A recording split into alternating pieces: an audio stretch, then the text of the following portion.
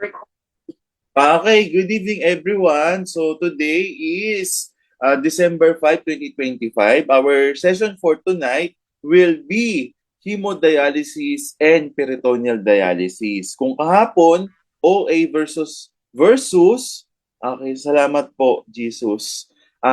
OA versus RA, ngayon po hemodialysis and peritoneal dialysis. Okay, so again, I am Jonas Naval, RN, USRN, candidate of MAN. Alright, so para po hindi po tayo magkalituhan, no, pwede nyo po akong tawagin na Sir Naval or yun nga, katulad ng mga past seasons, ang tawag nila sa akin, Sir Gab Lagman. Ayan, di ba? Kasi tinan nyo, oh, di ba? Ayan, oh, may pagkahawig. Masanay na lang tayo. Masanay na lang tayo. Ayan, di ba? So, yun nga, katulad ng nangyari kahapon, no? Mag-start ulit tayo ng prayer. Sino si Cappuccino? Pinagtatawanan mo ako, Cappuccino, ha? Okay? Lord, good evening po ulit. No? Andito na naman po kami para po humingi po sa inyo ng gabay. No? Simula po, hindi lang po ngayong gabi, hanggang matapos po, at hindi lang po hanggang matapos po ang exam nila sa February 2026. No? Kung hindi, habang buhay niyo po kami gabayan lagi at alam po namin na nandiyan po kayo. Alam ko po may mga pinagdadaanan, may mga personal na pinagdadaanan po yung iba, pero dahil nandiyan po kayo, alam po namin makakapit po namin ang lahat. Marami po salamat. Amin. Ayan, bless tayo, di ba? Ayan, salamat po. Ako nape-pressure naman ako kay Jesus. Okay, alright. Gusto ko to malaman kung sino yun. Ayan. O, di ba? O, ayan, nilagay ko na yung picture ko ha. Kasi kahapon bigla nag-end, di ba? May na nag-end. Ayan.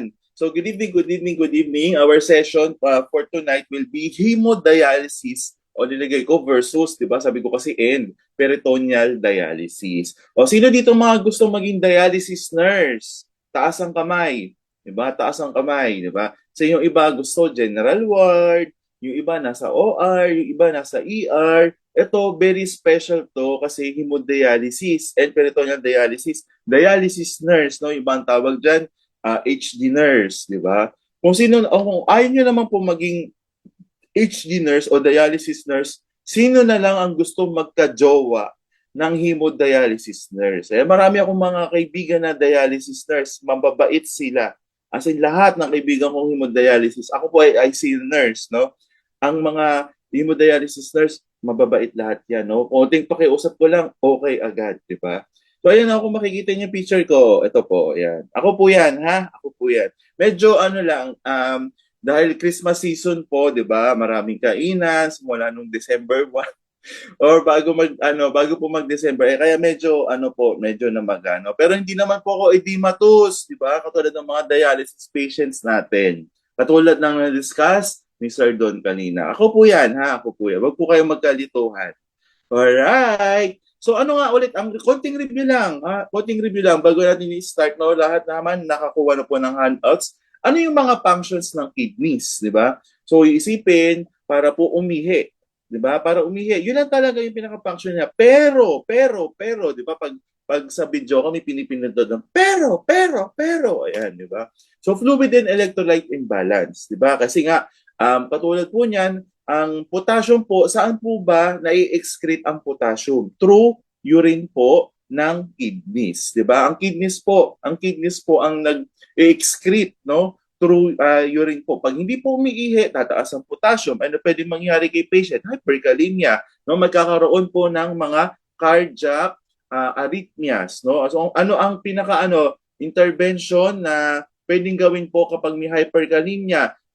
Laging tinatanong sa exam, no? Doon sa may mga balak din po na mag-NCLEX, no? Ito po pala session natin ay NLE, SPLE. Kung meron mang mag-NCLEX dito, i-save mo na to dahil parehas lang ng concept. Ang pinagkaiba lang po ng ng NLE tsaka po ng NCLEX is yung type of questions, no? But for today, I'm going to focus on NLE po muna. So we will have a different session for NCLEX po. Kung mamaya pag may free time tayo, pwede kayong magtanong regarding sa NCLEX. But tonight, yun nga po, kidneys. Okay, so pag may hyperkalemia, anong gagawin ng pinaka intervention na importante, best intervention, hook the patient to cardiac monitor para makita po natin kung ano yung mga arrhythmias po. Next is excretion of BUN and creatinine. Yung creatinine, reviewin ko lang sa sinabi ni Sir Don, ha. Yung creatinine na-activate siya kapag, or tumataas siya, or na-activate siya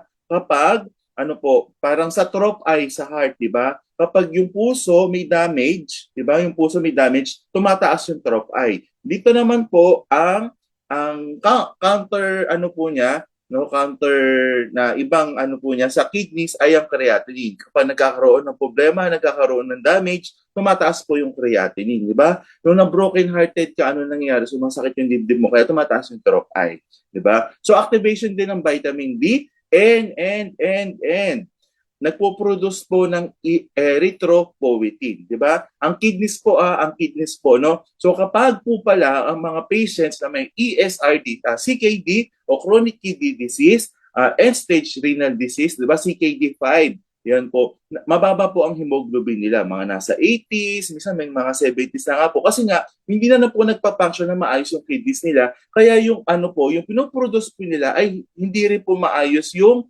lumalabas. So, mababa yung erythropoietin, no? Hindi nagpa-function na maayos, kaya mababa ang hemoglobin. And excretion ng hydrogen ion, no? Kaya po pala do sa mga patients na nagda-dialysis, isa rin favorite nila ipabigay nila nila doc or doktora, no, yung sodium bicarb kasi pwedeng maging acidotic o acidic si patient, no, para maayos yung natin, yung bicarb sa katawan. So, yung bicarb, yung ABGs, matatakal natin yan sa ibang araw. No, matatakal yan definitely. Sasabihin natin yan kay Ma'am Cindy, kay Sir Jonas, saka kay Ma'am Nicole, di ba?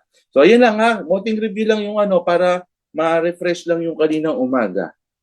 So, ngayon, magda-dialysis na si patient, di ba? Ano nga indication ng dialysis ngayon? Pag hindi na umiihi o hindi na nag-excrete yung toxic doon sa katawan, yung toxins sa katawan, no? Ito na. So we have two types. The first one is peritoneal dialysis and the second one is hemodialysis. Ang pinaka-common po is yung hemodialysis, no? Kung nakikita nyo yung mga access, mamaya makikita natin, no? We have two types, no? Temporary and para sa temporary din naman, pero yung isa kasi mas nakalagay na lagi sa kanila. So for peritoneal dialysis, ito rin po ay uso sa US. Kasi bakit po? Mamaya mas malalaman natin. Kasi itong peritoneal dialysis, pwede po itong gawin ng patient sa bahay.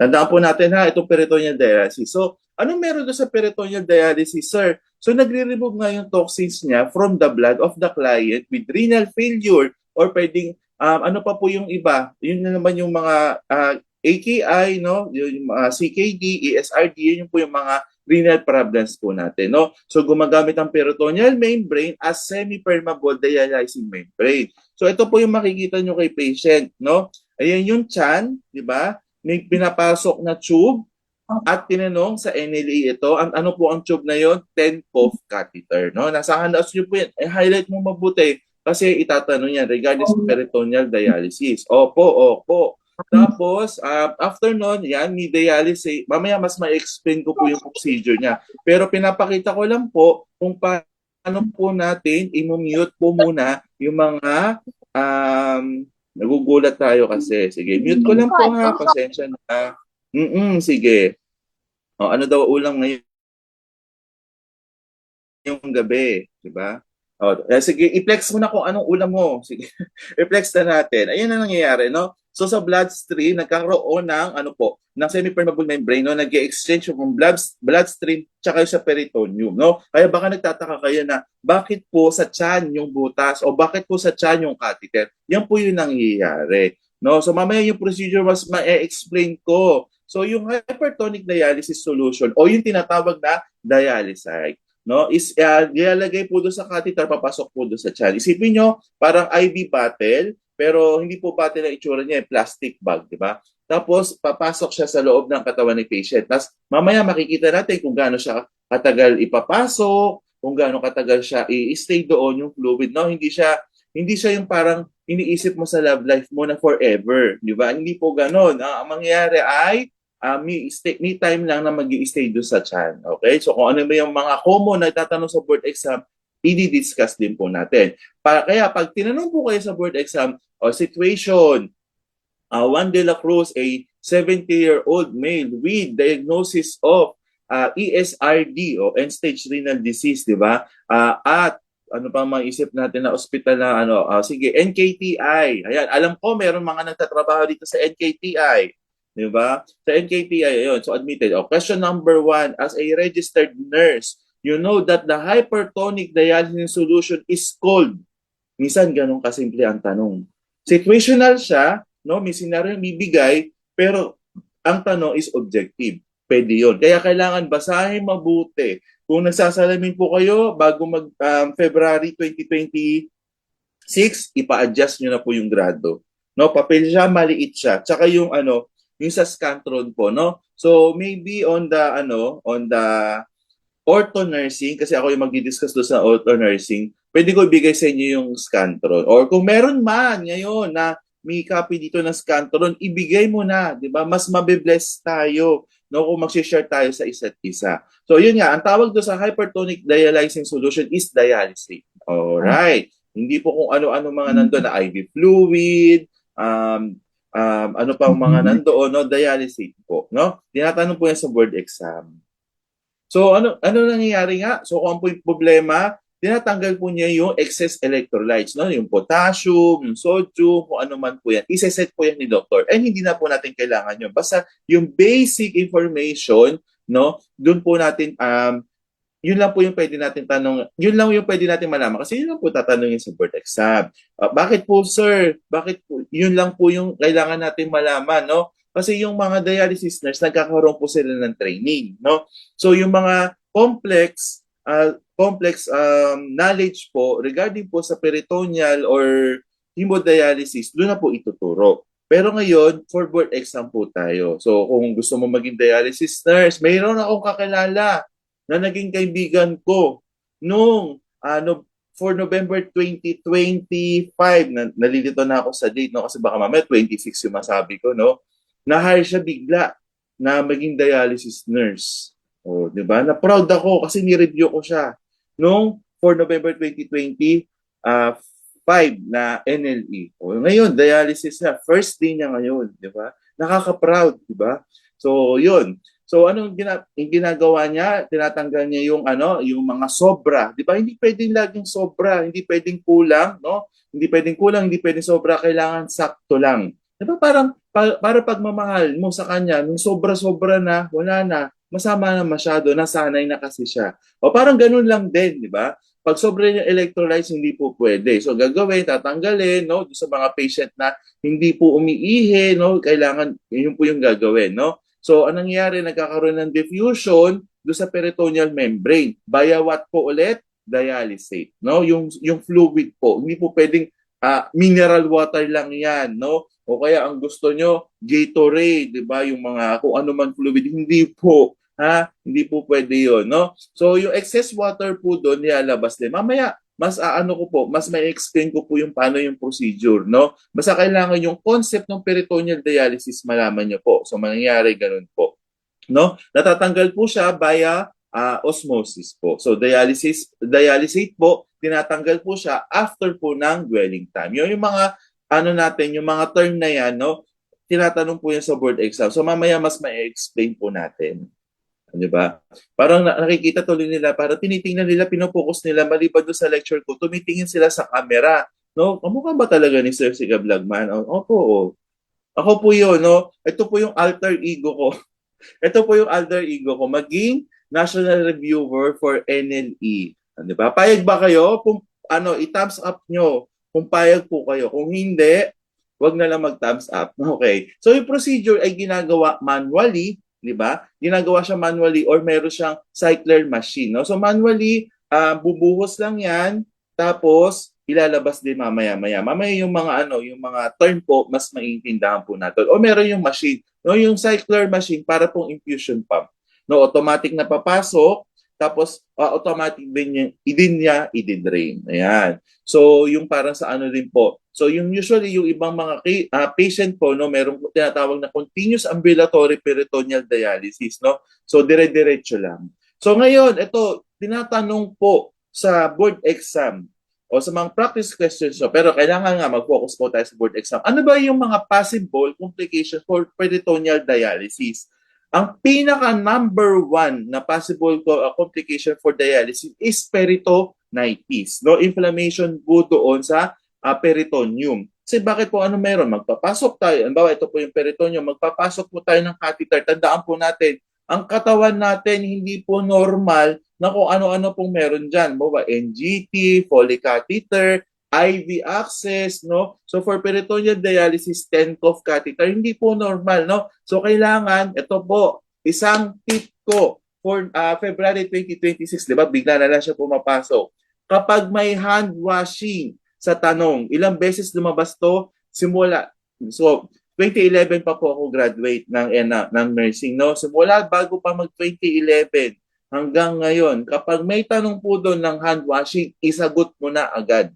Sa November 2025 NLE, tatlong beses siya lumabas. Isagot mo na agad ang hand washing. No? So, which of the following interventions, nursing interventions is priority or is the best? Yun yung mga term, di ba? Best priority, yan po, no? Pero pag list, wag mo naman isagot ang ano, intindihin mo din naman yung question, no? Kapag list, ibig sabihin mali. So, negative answer, no? And negative question, looking for negative answer. So, hindi pwedeng maging priority, ang hindi pwedeng maging mali ang hand washing kasi tama po siya lagi. Hand washing and hygiene, no? Pag lumabas sa board exam between hand hygiene and hand washing, ang pipiliin po, hand washing. Automatic may 1 point ka na. Ako na nagsasabi. Alright, so for peritonitis, nagkakaroon po ng infection, itis, inflammation, no? Infection, dun po dun sa peritoneum. Yan po ang unang-unang hahanapin nyo kapag tinanong kayo kung ano ang complication ng peritoneal dialysis. Kasi nga, normal sa tiyan natin o sa katawan natin na walang catheter o ano nakalagay dyan, no? So, pwedeng infection control issues, di ba? Yung mga pag-handle po ng catheter, no? So, ano pa po yung mga ibang complications? Pwede po magkaroon ng catheter obstruction, no? May mga pumapasok po doon sa tube, no? Nagbabara din siya, no? So, insufficient outflow, no? Hindi agad na ilabas lahat ng tubig na ipasok, no? Hypotension and hypovolemia, no? And hyperglycemia. Kasi nga, ano nga po ang dialysate? Hypertonic solution. So, pag sinabing hypertonic solution, mataas po yung concentration po ng sugar. So, yun po yung mga pwedeng mga complication po doon. Basta isipin nyo lang concept. Basta kailangan alam nyo yung concept. Tuloy-tuloy na yan, no? Pag tinanong sa inyo, asthma, o alam niyo na yung magiging, ano yung problema? Alam niyo na yung management. At tulad kahapon, di ba, sa OA, ano yung nagkukos sa kanya usually? Ang most common type na nagkukos sa kanya? Ayan. Sige, ang dami nagchat-chat. Nagchat sa akin, di ba? Ano po? Obesity, di ba? So, ano gagawin natin? Diet modification, lifestyle modification, tanggalin po natin yung obesity. O, mawawala ang OA. Ayan. Parang ganun lang din po. Di ba? Ganun. Ganun ang concept sa nursing na hindi natin pwedeng gawing komplikado. Yung parang relasyon nyo ng jowa nyo before. Di ba? O ngayon, dahil masaya ka na, may ibang jowa ka na, o yun, di ba? Sir, dami mong hugot. So, ano po yung mga signs and symptoms of peritonitis? Tinatanong ko sa board exam. Tandaan mo, itis, automatic fever. Diba? Pwede magsata. Itong November 2025, konti lang yung SATA, no? Wala pa atang 10, no? Pero as ARC babies, di ba? As ARC babies, kailangan ready tayo. Ready tayo kung ano iba to sa inyo sa board exam, kailangan ready tayo. Ganon tayo dito sa ARC. Alright. So, ayun nga, meron din si patient na persistent abdominal pain and cramping. Kasi nga, hindi po normal na, ayun, may inflammation nga po. And slow or cloudy dialysate drainage. No, makikita niyo pag cloudy kasi ang normal po nan clear lang po yung itsura no dialysate. Dialysate po, no? Clear lang po siya paglabas, cloudy na siya. Ibig sabihin meron infection sa loob. All right. So ano pa po? Swelling, tenderness, redness around the catheter. And syempre sa laboratory po sa CBC natin, meron pong increased white blood cell. So, yun nga po yung 10 cuff catheter. Ito po yung pinapasok po doon sa tiyan, sa peritoneal catheter. Ito po yung tawag. Pag tinanong kayo, ano lang po yung catheter na ginagamit sa peritoneal dialysis, ito lang po ang isasagot ng ARC Babies, 10 cuff catheter. Wala na. Hindi ako makakarinig sa inyo ng IJ catheter, hindi ako makakarinig sa inyo ng subclavian catheter o femoral catheter dahil for hemodialysis po yun. No? 10 cuff catheter is for peritoneal dialysis. Yun lang po. Yun lang po. Wala nang iba. Parang kayo nung jowa mo, ikaw lang yung mahal niya. O yan, ha? Ikaw lang yung mahal niya kasi nga lagi tayong negative side. O ngayon, mag-positive side naman tayo. So for peritoneal dialysis, ano po yung kailangan natin gawin? Pinaka-importante sa procedure, pag tinanong sa inyo sa board exam, hand washing. Alright. So after nun, kailangan natin ng kumuha ng vital signs for baseline. No? Kailangan natin kasi baka mamaya, ang BP talaga niya is 100/60. Mamaya pag nakita mo, pag binipin mo siya at hindi mo na siya nakuhaan ng vital signs, 100/60. Yung kinuha mo sa kanya during peritoneal dialysis, magpapanik ka na kasi tingin mo hypotensive episode yun. Pero yung pala talaga, yung normal na BP niya. O, di ba? So, andyan pa yung temperature, di ba? Andyan pa po yung RR and lahat yan, no? Pulse rate, lahat po yan, importante po. Kaya vital signs, no? Hindi vital, hula. O, di ba? Natatawa sila kasi ginagawa nila dati. Ay, hindi pala sila. So abdominal girth. Bakit kailangan ng abdominal girth, no? Kasi pwede po lumaki yung tiyan ni patient, no? Isang sign po yun na nagkaroon po ng hindi po lahat na drain doon sa loob, yung fluid doon sa loob ng tiyan ni patient, no? So potassium, BUN, CREA, ayan po. So during installation or doon sa pagsalin po, no, nung dialysate solution, ilalagay lang po dito, ayan, no? So, syempre, kailangan natin ng IV stand. So, yung peritoneal, ano nga po ulit ang tawag? O, i-type mo na sa comment box. Diba? I-type mo na RNQT, February 2026. Ano po ang tawag sa peritoneal dialysis solution? Parang nakalimang beses ata akong tawag. Parang may kamukha to do sa last season. Ayoko lang sabihin yung pangalan. Para may kamukha itong patient. Diba? Ang tawag po ay dialysate. Ayan po. So ito po yung fluid. Ito po yung fluid. Tapos papasok po siya dito. Hindi po fast drip yan, ha? Hindi po fast drip yan. Hindi po fast drip yan. May regulation po yan. Mamaya malalaman nyo, hindi yung fast drip na, lima yung pasyente ko. Tapos binigyan pa ako ng binigyan ako ng peritoneal dialysis. Fast drip ko nga para matapos. Para mamaya chill na lang ako, mag-ML na lang ako. Nako, hindi po ganun, ha? Mayroong mga time, no? May sinusunod dyan, no? At hindi rin po kailangan sobrang bagal, no? So, yung after niya yung catheter, papasok po sa tiyan. Tapos ito yung drainage niya. No, hindi yung papasok tapos lalabas agad, no? Mamaya meron po tayo may mga tinatawag po tayo doon.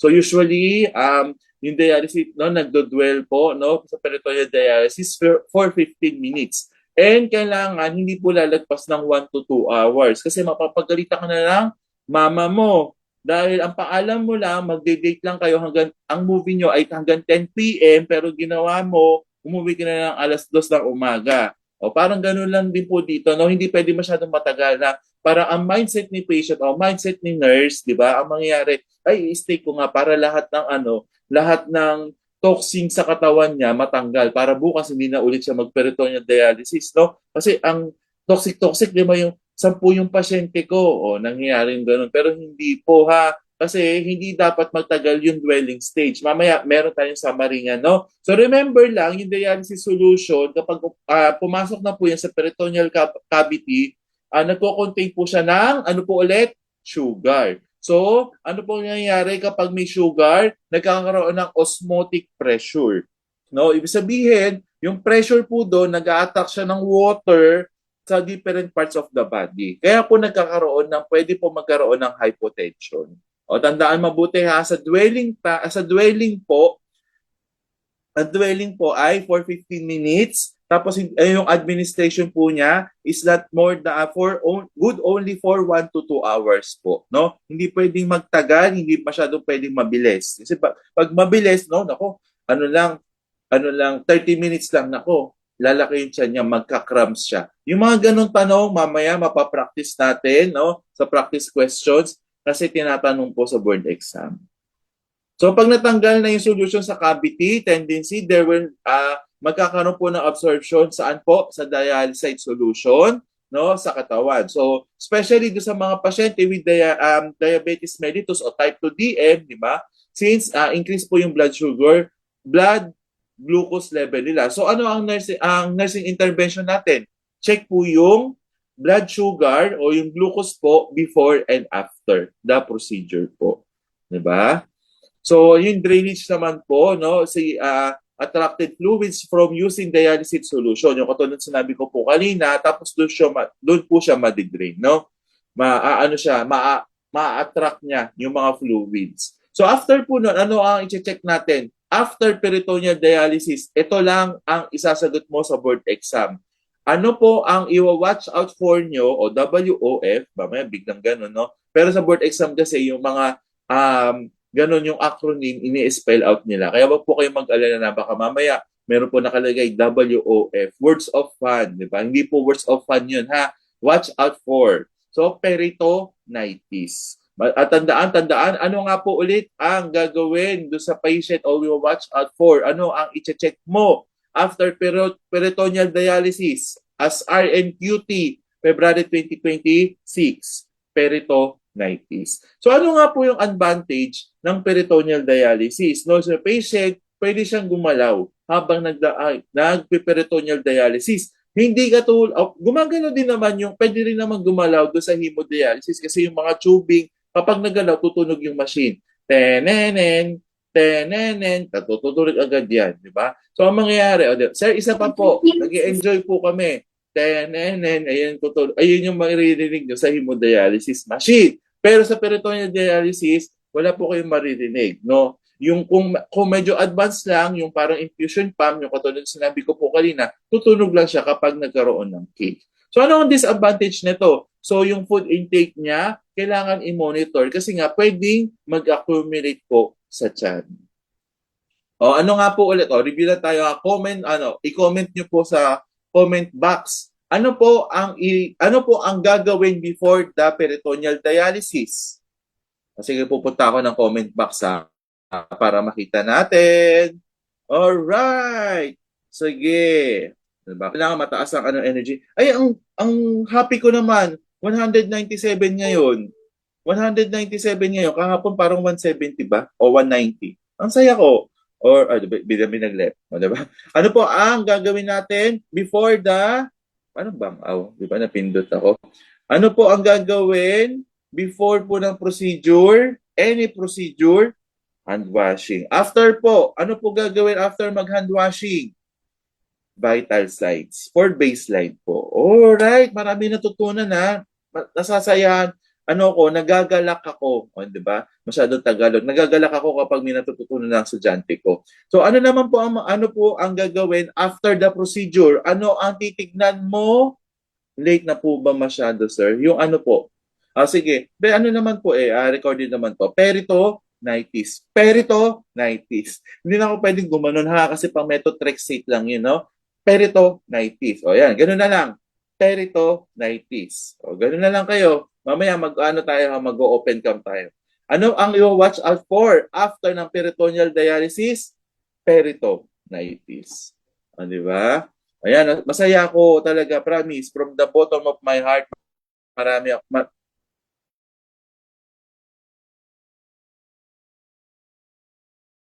Nakakasagot kayo ng tama. Ayan. So, yun nga po, ano po yung mga signs and symptoms for peritonitis, no? Merong ang cloudy and foul dialysate, no? Yung lumalabas to. Kasi ano nga po ang normal? Clear po siya. No? Clear na clear. Parang yung pagmamahal niya sa iyo nung naniligaw siya. Sabi niya, lahat ibibigay ko sa iyo, lahat titiisin ko sa iyo. Parang ganon. Di ba? Clear na clear. No? So, pag medyo cloudy na yung lumalabas at medyo foul smelling, no, wag mo na masabihin na mabantot, mabaho.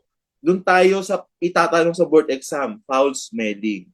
No? Ayun na po yung manifestation ng peritonitis. So ano po makikita mo doon sa peritonitis? Merong abdominal rigidity o yung matigas yung tiyan. Alright, so merong a severe abdominal pain. Sobrang sakit.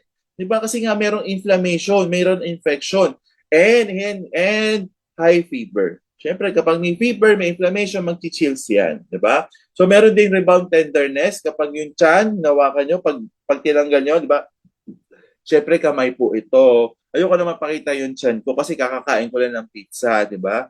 Um, kakakain ko lang ng pizza. Pag ginanon niyo yung chan, pag ginanon mo masakit. So, that's rebound tenderness, no? Parang yung, hindi po ito yung rebound na nung rebound na jowa, ha? Nako, may mga hugot na naman tayo dito eh. Kasi pag naririnig yung mga ganyan, natitrigger eh. Rebound lang niya ako. Hindi po ha. Rebound tenderness ha. Ito yung chan, kapag hinawakan nyo at nirelease nyo, masakit. O yun. O, yung sakit. Ako, masakit, sir. Na naririnig ko yung mga terms mo. Ito na. Kumapit ka na. QTR in February 2026. I-SS mo na. Pag mag-SS ako ha, yung mga picture natin, wag naman niya kaganyan, ha? O yan, nakaganyan ako. Katulad ng sabi ko sa inyo kahapon, ha? Pakiusap lang po na, pakiusap ko lang and lahat po ng lecturers, ha? Pag mag-SS po kayo, hintayin nyo naman po yung medyo ipopost lang, tapos tsaka doon kayo mag-SS, ha? Screenshot. O, pag tinanong sa board exam, ano ang infusion time? 10 to 20 minutes. Sir, sabi mo kanina, 15 minutes. Magbigay tayo ng border. Kasi nga, ang maraming book, no, meron 10 minutes, 20 minutes, o ayan, 10 to 20 minutes na. 10 to 20 minutes. Sir, sabi mo kanina, 15 minutes. O, andyan na, meron tayong border na 5 minutes, no? So, ang infusion time, 10 to 20 minutes. Pag ang lumabas doon, letter A, 10 minutes, letter B, 30 minutes, letter C, for infusion time, 45 minutes, and letter D, 1 hour o 60 minutes. Ano sasagot natin? 10 minutes. No? So, sir, paano po kapag may lumabas? Ito alam ko, na-advance tayo mag-isip kasi alam ko po, tatanungin nyo na yan. Sir, paano po pag tinanong po sa board exam, may infusion time na letter A, 10 minutes, letter B, 15 minutes. Naiisip ko na yung naiisip nyo. Tama ba ako, B1? Di ba? Sa letter C ay 20 minutes, tapos ang letter D ay 30 minutes. Ano po isasagot namin? Hindi po yan ibibigay ng BON. Alam po yan. Alam po namin yung algorithm na ginagawa ng BON. No, maliban sa BON, katulad nga po ng sabi ko po sa inyo kahapon, nagtuturo po ako, no, lecturer po ako. Ayoko kasi tawagin yung sarili ko na professor. Ayoko po tawagin yung sarili ko na professor kasi by its definition, ang professor po ay university professor. Yun po yung pinaka-highest rank. No? So meron tayong clinical instructor, associate professor, yung mga ganun po, no? Associate ganyan. So by its definition, ayoko tawagin yung sarili ko na professor. No? Kasi nakasanayan natin yung prof ganyan, yung prof ganyan, hindi po ha. Correct lang natin para alam nyo, no? So lecturer na lang, yun na yung gagamitin kong term, no? So hindi po yan ilalagay ng BON dahil gumagawa rin po ako ng exam. So alam ko po na malilito po ang estudyante kapag lumabas po yung ganyan. Ngayon po, kapag talagang lumabas po sa board exam, ang kukulit ng lola natin doon, di ba? Ng mga lola natin sa BON. Letter A, 10 minutes. Letter B, 15 minutes. Letter C, 20 minutes. Letter D, 30 minutes. Ano ang isasagot? 15 minutes. Doon tayo sa gitna. Di ba? Meet halfway tayo. Di ba? Parang makikipagkita ka sa jowa mo na taga Quezon City, tapos ikaw taga Antipolo. Sa kayo magkikita sa Cubao. Ganun po. Ha? So, pag lumabas sa board exam, ayan na yung mga technique na tuturo ko na sa inyo, natuturo na namin sa inyo. Doon ka sa gitna. Di ba? So, dwell time, 20 to 30 minutes, pwede po mangyari yung 8 hours. Sir, bakit po pwede may 8 hours? Dahil po, yung dwell time yung mag-i-stay yung sa katawan. Yung 8 hours, ito po yung continuous. Diba? Dire-diretso. Talagang sobrang sobrang taas na ng electrolytes niya, sobrang laki na ng tiyan niya, diba? Yung ganun po. Alright, pakimute na lang po. So, yung draining time is 30 minutes po. Hindi po 5 minutes kasi magkakaroon po ng hypotension. Hindi rin po 1 hour, no? So 30 minutes po. Sir, ang nangyari po nun sa area 35 minutes. Okay lang 'yun, mga 5 minutes. Pero pag more than po ng 5 minutes, wag naman po. Sir, 25 minutes po nangyari last time, pero okay naman po si patient. Pinagpipilitan nyo po kasi na ang drain time during peritoneal dialysis ay 30 minutes. Tandaan nyo po ha, katulad ng sinabi ko po sa inyo kahapon at yung mga sinasabi po namin, hindi po lahat na nakikita nyo po sa area ay ideal. So ngayon po, pinaprepare po namin kayo for board exam and ito lang po yung tatandaan nyo. O, sige, paki-SS na. Ayan, ha? Yan lang ang itatanong sa inyo regarding do sa mga time ng or steps ng peritoneal dialysis. Infusion time, dwell time, drain time. Hindi po kayo malilito dyan, no? Kasi po ang infusion, pagpapasok, ang dwell time yung mag stay and yung drain yung lalabas. O yan lang. Isipin nyo lang, papasok, mag stay lalabas. O parang ganun lang. Parang pupunta lang kayo, o parang ngayon lang, di ba? Nagre-review tayo ngayon. Papasok kayo, mag-online kayo. Ang dwell time, ay, sige, ano po yun? May bumibili po ba? Wala pong yellow. Ay, ang saya ko naman, 204. Wala po tayong yellow, ubos na po, ha? Ubos na po ang yellow natin. Bukas na po ulit ang yellow, pakisabi po. O, bukas na po ha, ang yellow natin. Ayan, di ba? Meron kasi mga nasa sideline, okay lang yan. Alright. Ito naman, dialysis, no? So for dialysis po, kung kanina do sa peritoneal dialysis, o sige, i-review ko nga ulit kayo. I-review natin kayo, no? So ano ang drug of choice for OA? Ano po ang drug of choice for OA? Osteoarthritis. Tylenol. Alright. So for patients with rheumatoid arthritis, ano po ang drug of choice? Methotrexate. Methotrexate. O yan, very good. Di ba matatandaan niyo yan? Sige, every time na magre-review ko sa inyo, yung mga na-discuss ko na previously, pwede kong pitik-pitikan. Hanggang February 2025, pipitikan natin yan. Or, anong pitik, sir? Pipitikin mo kami, hindi po. Yung papahapyawan para po magkaroon ng retention. Tatandaan nyo, pag lumabas sa board exam, hihiti kayo. Tapos alagay nyo, gablag man, may heart. Do sa exam nyo. So, review lang po tayo ha for peritoneal dialysis. Ano po ang ginagamit na catheter? Ipitik mo lang yan, boy. O, di ba? Aba ata yun.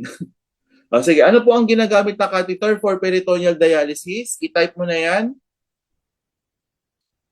Tenkov catheter. Ayan. Alright, very good. Tenkov catheter. I-kompleto po natin ha.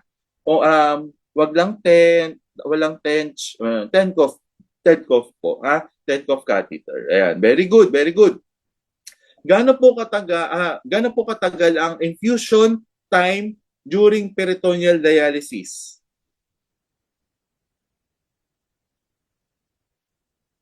Lagyan po natin ng units. 10 to 20 minutes. Lagyan po natin ng minutes kasi baka mamaya makalimutan nyo. 10 to 20 days. O, di ba? Nung mag-pass na siya doon sa infusion time, sobrang tagal, di ba? 10 to 20 minutes. Ayan. Para masanay tayo. Ang saya, 203 students. Alright. So, ano naman po yung dwelling time? Dwelling time natin, 20 to 30 minutes. Ayan. Dwelling time. 20 to 30 minutes. And the last question, yung, o diba, kala ko may sasagot agad eh. Draining time. 30 minutes. 30 minutes. O yan, at least may natutunan tayo. O ano ang iwa-watch? Ano ang first step before peritoneal dialysis? Alright. Ano naman po ang iwa-watch out for after ng peritoneal dialysis? Peritonitis. Very good. Ayan, ang saya. Ako. Sir, paano po yung saya? So for hemodialysis, kung meron pong Tenkov catheter, meron po tayong tinatawag na AV shunt, no? Arteriovenous shunt, no? So ano lang po meron doon, no? Yung venous catheter inserted po doon sa vein, pinagsasama po yung venous tsaka po yung arterial. Kaya venous arteriovenous shunt po. Pinagsasama parang kayo ng jowa mo, pinagtagpo, di ba? Pinagsama kayo. Diba? Venous and arterial, pinagsama kayo. So, two catheters, subcutaneously, pinapasok po doon, no? One artery and one vein. Hindi po pwedeng parehas na vein. Bakit po, sir? Eh di sana hindi na po naglagay kasi nga parehas na vein, di ba? Hindi rin po pwedeng parehas na artery. Kasi bakit po? Eh kasi nga po, arteriovenous siya. Kaya po, pag tinanong kayo sa board exam, as a registered nurse, RNQT, February 2026, you know that AV shunt is, ano po ang ano niya? One vein and one artery. Okay na yan magpalit. Pwedeng one artery, pwedeng one vein, or one vein, one artery, parehas lang sila, no? So, konektado yan sa puso mo, di ba? Sa silicone rubber. Okay? Na nag-e-exit po do sa, ano po, sa skin natin, no? Dito. Ayan, dito po siya nangyayari. No? So usually ang shape po nito ay U-shape shunt, no? Nagko-connect na po dun sa two ends ng midpoint, no? Nagke-create ng vascular access, no? Ang pinaka-importante po dito for AV shunt, pwede po siyang gamitin pagkatapos. Sir, paano natin malalaman kung pwede po siyang gamitin? 'Di ba? So parang NGT, 'di ba? Mag-NGT feeding ka. Ang gagawin mo, check mo yung placement. 'Di ba? Pagka-insert mo, hindi ka pwedeng mag-feed agad. Kasi sir, ang sabi niyo po, it may be used immediately after insertion. Yes, pwede niyo siyang gamitin, but you need to assess pa din kung patent siya or hindi. That's the question. 'Di ba? Pag NGT feeding, or peg feeding, or NGT na lang tayo, di ba? Mag-check ka pa rin ng residual. Titignan mo yung bug-burigbig sound. O yan, nagpupunda tayo. Bug-burigbig sound. Kung inserted siya, baka mamaya nasa lungs yan. Ako, anong mangyayari sa kanya? Aspiration pneumonia. So patients with for hemodialysis, ano ang titignan natin? Doon sa AV shunt, ito na. Sige, ito na lang muna tayo na onte sa BP shunt, no? So ano po yung mga precaution, no? Ano yung mga nursing interventions natin, no? Hindi po pwedeng mag-venipuncture, no? Hindi po pwedeng mag-puncture doon, hindi ka pwedeng mag-extract kasi ginagamit lang po yung AV-shunt po for dialysis only. 'Di ba? Parang yung jowa mo, papayag ka ba na magmahal siya ng iba? Syempre hindi, 'di ba? Sa'yo lang siya. Kaya nga po ang AV shunt ay for dialysis lang po siya. So, pag tinanong po kayo sa board exam, ang most common site po niya ay sa forearm. Kaya nga po gumanon ako. Diba? Ay, wala na. Wala na, hindi na ako nag-gym, kaya hindi ko na ma-reflex yan. Diba? Kasi yun nga, puro Christmas party. Kaya medyo tayo ngayon chubby-chubby. Diba? Diba? Chubby-chubby tayo ngayon. Pero yung nasa picture, ako po talaga yun. Promise. So ano pa po pag tinanong kayo sa board exam, risk for hemorrhage, infection, and clotting. No? Pinaka-importante po dyan yung hemorrhage and yung infection. Infection control, lagi yan. Hindi pwede mawala yan. No? So pwede rin po magkaroon ng lumabas yung catheter. No? Kasi nga pwedeng dun mo pina-BP. Di ba? So ayun po yung tinatawag na makikita nyo sa ospital, left arm prec. O, di ba? Left arm precaution. Hindi mo siya pwedeng i-BP doon, hindi mo siya pwedeng lagyan ng IV access doon o maglagay ka ng swero doon. Hindi po lahat pwede. 'Di ba? Yun po yung pinaka-importante doon. So ano pa po? Hindi mo siya pwedeng mabasa. Ang AV shunt po hindi po pwedeng mabasa kasi ano po mangyayari kapag nabasa? Magkakaroon ng infection. So, nirarap po siya ng dressing, no? Hindi po yung wrap na gano'n, na parang gagawin mong lumpia wrapper. O, di ba? Meron dyan mga naglumpia kanina. Sino mga may favorite ng lumpia dito? Ako na po. Alright. So, hindi po. Gaganon lang siya, naka-cover lang. Around the shot, para po maging dry and intact. So, usually, may mga cannula clamps po doon sa bedside and naka-attach po doon. No? Ang mga tumutusok niya, lalo kapag bagong gawa, ang AV shunt, no? Sino mga may kakalala din ng dialysis, no? Mahirap siya.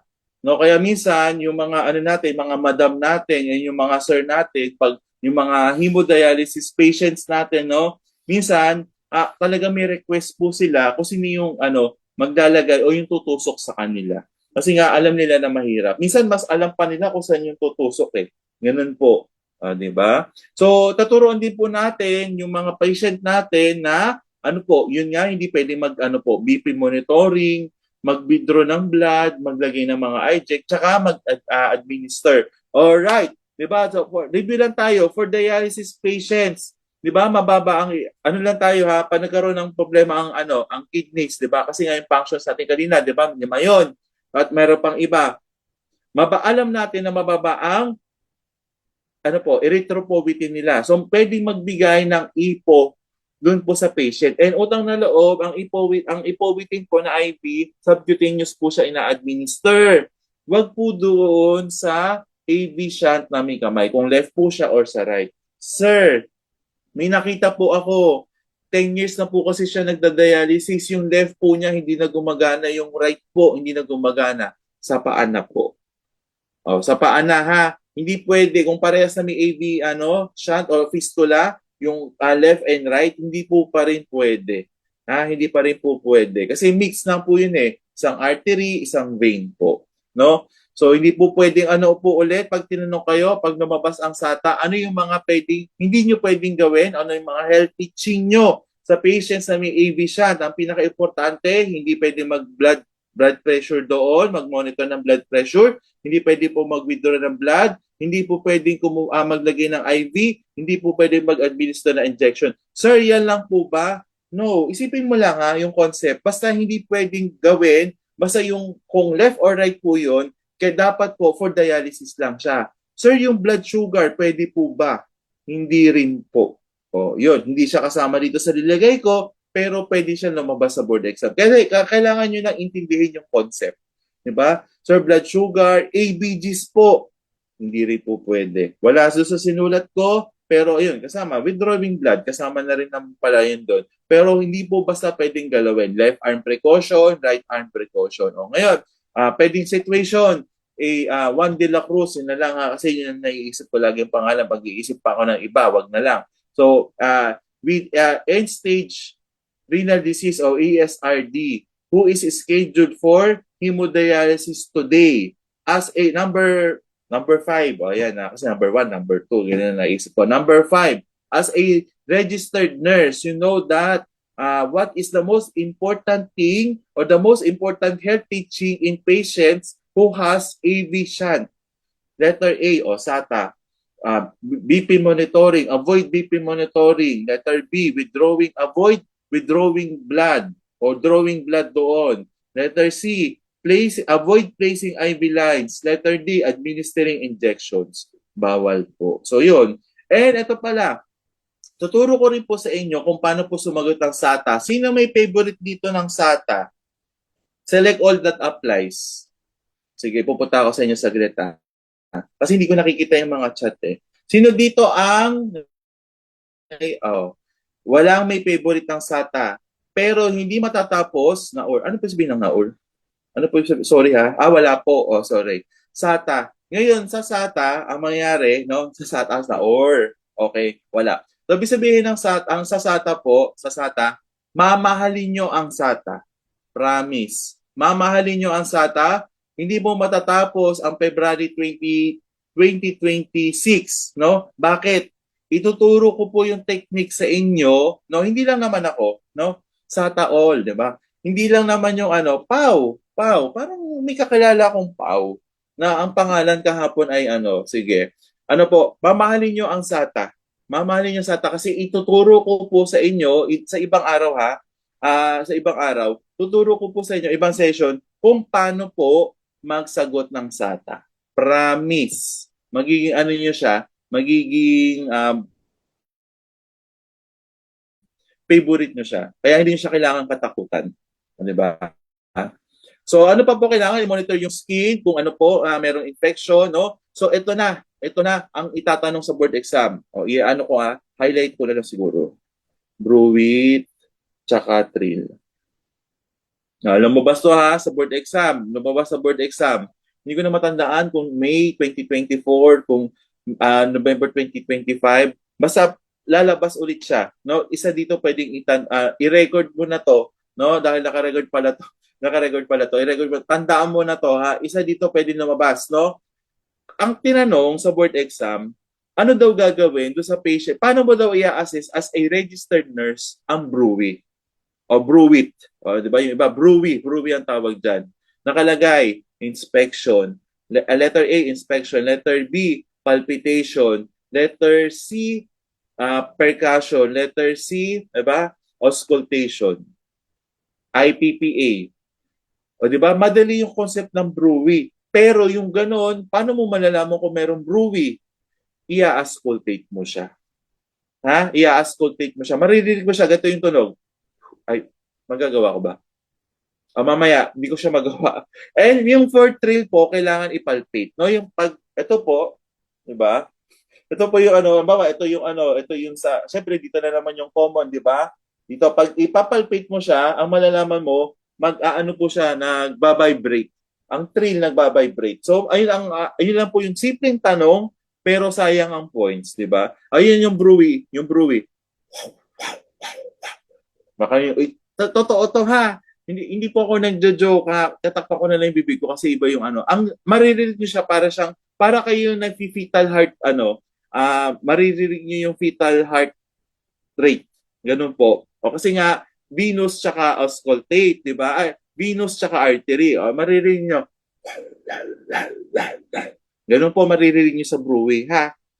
Seryoso to ha, baka tumatawa kayo ngayon na parang zombie sir. Pero gano'n po ha, ang maririnig nyo ang brewy, auscultate lang po siya, hindi nyo siya pwedeng hawakan kasi ang brewy po, yung connection between the artery and the vein, ang maririnig nyo, gano'n po ha. Sir, isa pa po, iba na yung ano natin doon. Ha? So, ang thrill po, hinahawakan, ipapalpate, no? Ang mapapalpate nyo po doon ay vibration. Napakasimpleng tanong, pero nakalimutan. Pero dahil ARC baby ka, alam mo kung ano ang sasagot. Di ba? O, para may ano po tayo, may palatandaan, A, B. Di ba? Auscultate brewy. Sir, paano naman yung palpate for thrill? O, di ba parang sa ano lang yan sa endo? Di ba meron tayong hyper, meron tayong hypo. Ang technique po sa endo, no? Tandaan mo lang yung hyper, lahat ng hyper. So, from head to toe. O pag yung mga signs and symptoms na yon hindi po lumabas at for hyper, edi hypo siya. O ngayon, ang tandaan mo lang for AV shunt, di ba? AB, auscultate for brewy. O kapag tinanong ang thrill, automatic hindi na po siya auscultate. Ano na siya? Palpate. O yun lang ha, isa lang yung tatandaan natin. O pwede mo tandaan yung dalawa, sige. Pero para hindi kayo magkalito at magkakalituhan kasi auscultate for thrill, palpate for brewy, hindi po. Ha, tandaan nyo lang for AV shunt po, yung maririnig nyo po doon sa fistula ay auscultate for brewy. At yung isa, palpate na thrill na po. O, yan ha. So kapag yung iba, minsan hindi naririnig yung brewy kasi nga minsan naiipit or merong pang clot, yan, pwede rin po. No? So kapag nakita mo na mayroong infection, may pagdudugo, di ba? Tuloy-tuloy yan, no? O, normal lang naman magdugo, di ba? Pero yung tuloy-tuloy, pag sinabi mong hemorrhage, continuous yan. Di ba? Continuous bleeding, no? After mo matusukan yan for 1 hour, dire-diretso, hindi po ha. Normal lang po magdugo yung AV shunt po natin, pero kailangan hindi po siya tuloy-tuloy. So ano ang gagawin natin? Dito lang po tayo magno-notify ng physician. Dito lang po magno-notify ng physician. Ha? Kailan po daw kapag may clotting, may hemorrhage, may infection, syempre hindi ka magmamarunong doon, no? So ano gagawin mo? I-notify mo si doctor po o si physician. Next, ano naman po yung AV fistula po? So ito ay parehas lang din po, no? Pero ang ginagawa ay nagpo-provide ng vascular access sa vein and artery, pinagsasama sila. So ang most common site po niya ay yung radial o yung brachial artery po and yung cephalic vein. So dito naman. So ang nangyayari diyan, pinag-meet lang sila. So assess mo lang yung circulation by AB, auscultating for brewy. And ano nga po ulit ang gagawin for thrills? Palpate. So usually kapag wala pong brewy, meron nga pong blood clot. And ano pong gagawin? Inform si physician or si doctor po. O sige, review nga tayo ulit. Sir, nagre-review na tayo. Bakit ulit? O ano lang, recap. Ayan. So, paano po i-assess for BRUI for patients who has AV fistula or AV shunt? Ano po ang BRUI? Auscultate. Very good. O ulit-ulitin natin yan ha para magkaroon kayo ng retention. Aw. O, di ba? Aw. Aus. O, di ba? Nakita ko tuloy si Jesus, parang na-pressure ako. Next, for patients na for who has AV shunt or fistula, paano naman po ang pag-assess sa thrills?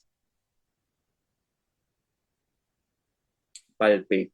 Utang na loob ha, halimbawa ito, yung pag-palpate po, light palpation lang ha. Hindi yung gaganunin mo na parang galit na galit ka. Titino ko nga, di ba yung, naiinis na ako sa iyo ha. O, hindi po ganun ha. Okay, palpate, light palpation. Very good. So, yung ibang fistula, so, shunt tsaka fistula, kasi parang pares na yung function nila.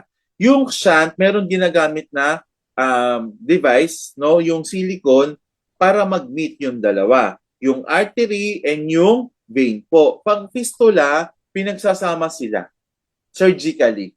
O, yung pinagkaiba ha. Ang AV fistula, pinagsasama yung vein and yung ano po, artery surgically. Walang ini-insert, pinagsasama lang sila. Sa AV shunt po, merong gumagamit ng goma para mag-connect o ng silicone para po mag-connect yung dalawa. Alright, ha? O yung parang ginawa mo nung dating site, di ba? Ano ba? Hindi ko na alam kung ano mga dating site eh. Di ba? Para mag-meet kayo ng jowa mo. Di ba? So yun, avoid using access for another procedure such as IV insertion, BP monitoring, venipuncture. So monitor po ng bleeding after ng completion ng hemodialysis. Sige, sige, mamaya na tayo. For fistula po, ano po yung mga home care instruction natin as registered nurse? So anong gagawin? Kailangan clean and dry po sila. So kailan mo ino-notify si doctor kapag may pain, may swelling, may redness, and drainage sa access? Dahil po ito ay signs and symptoms po ng inflammation. So exercise is beneficial, no? Para lang ma-stimulate yung pag-ano po, no? Meron yung mga stress ball, yung pinapaganon sa kanila, para po ma-stimulate yung ano po, yung vein, para mamaga yung ugat. Gumaganyan, di ba? Di ba kapag magpapa-extract tayo do sa mga crush mong medtech, di ba? Ay, crush ko yung medtech, di ba? Ay, din ako kay ano, alam ko 8 to 4 yun, hindi ako magpapa-extract ng 6 a.m., di ba? Kahit gutom ka na, di ba? Nag-fasting ka na, ay, crush ko yung medtech na yun. O, di ba? Yan ang nangyayari eh. Pero ang mga medtech, number 1 kalaban din ng mga nurses yan, di ba? Di ba? So, gagawin, ang ginagawa, di ba? Yan, naglalagay ng tourniquet, tapos ang sinasabi, Sara, bukas po, isara nyo po yung, yung kamay nyo po. O, yung gagawin dito, sa AV fistula, Sara, bukas. Di ba? Para mamaga yung ugat. Yun po. Sa bahay, ha? Hindi mo lalagyan ng tourniquet, ha? Hindi po pwede lagyan ng tourniquet ang AV fistula o AV shunt. No, wag, yun nga, katulad, paulit-ulit po tayo, wag gagawa ng any procedure po dun sa AV fistula o AV shunt kasi for hemodialysis purposes lang po siya. Diba? So, avoid excessive pressure on the arm. Hindi mo siya pwedeng tulugan. Ay, sir, yun po yung ano namin, yung babe time po yung babe time po kasi ng jowa ko, cuddle po kasi hindi na po pwede yun. Ha? I-health teaching mo yun. Hindi na pwede kung left arm o right arm, hindi na pwede yung mga babe time na yun na gaganon-ganon, di ba? And hindi rin po pwedeng hindi rin pwedeng magbuhat, di ba? Magbuhat, mag-grind grocery, hindi rin po pwede, light lang, ha? Light. Pwede naman magbuhat, pero light lang. Wag naman yung parang 2 kilos yung binubuhat, hindi po pwede, ha? And hindi rin po pwede magsuot ng mga yayamanin na alahas, di ba? Sino magbibigay sa akin ng alahas dito? Joke lang po. Hindi pwede, ha? Kasi nga, yung ano din po, hindi rin po pwedeng magsuot ng mga constrictive clothing kasi nga may ipit yung ugat. Diba? So, avoid din po yung showering. Diba? Yung maayos po, ha? Maayos po na pag sabi mo, sir, hindi po pwedeng maligo, hindi po pwedeng mag-shower or mag-swimming, no? For several hours after dialysis lang naman. Baka mamaya, 1 year na palang hindi naliligo sa pasyente mo. Nako. Wala namang magkaka-infection yan. No, ngayon, so na-discuss na natin po yung mga access no for dialysis, AV shot and AV fistula. Ngayon po, ano naman po yung dialysis, sir? Kanina po pa sinasabi yan. Ito rin po yung mga ginagawa, yung mga ayan, ito yung machine. Ayan, di ba? Siyempre ano lang yan, animation lang yan, no? Minsan may mga brand yan, yung Bibron, ayan, yung Bibron, ano pa, isa, Presinius, di ba? Nalalaman ko yan kasi marami nga tayong mga friendship doon sa ano natin, sa mga dialysis friends. Mababait yung mga yan, promise. And eto ha, totoo to, hindi lang kasi sa isang lugar ako may kaibigan na dialysis nurse, di ba? Sa iba-ibang lugar din. Laging may pakain ang mga pasyente. Promise. So ako naaambunan din. Hindi lang naaambunan na uulanan. Maya-maya, mag-aakyat, tatawag yan.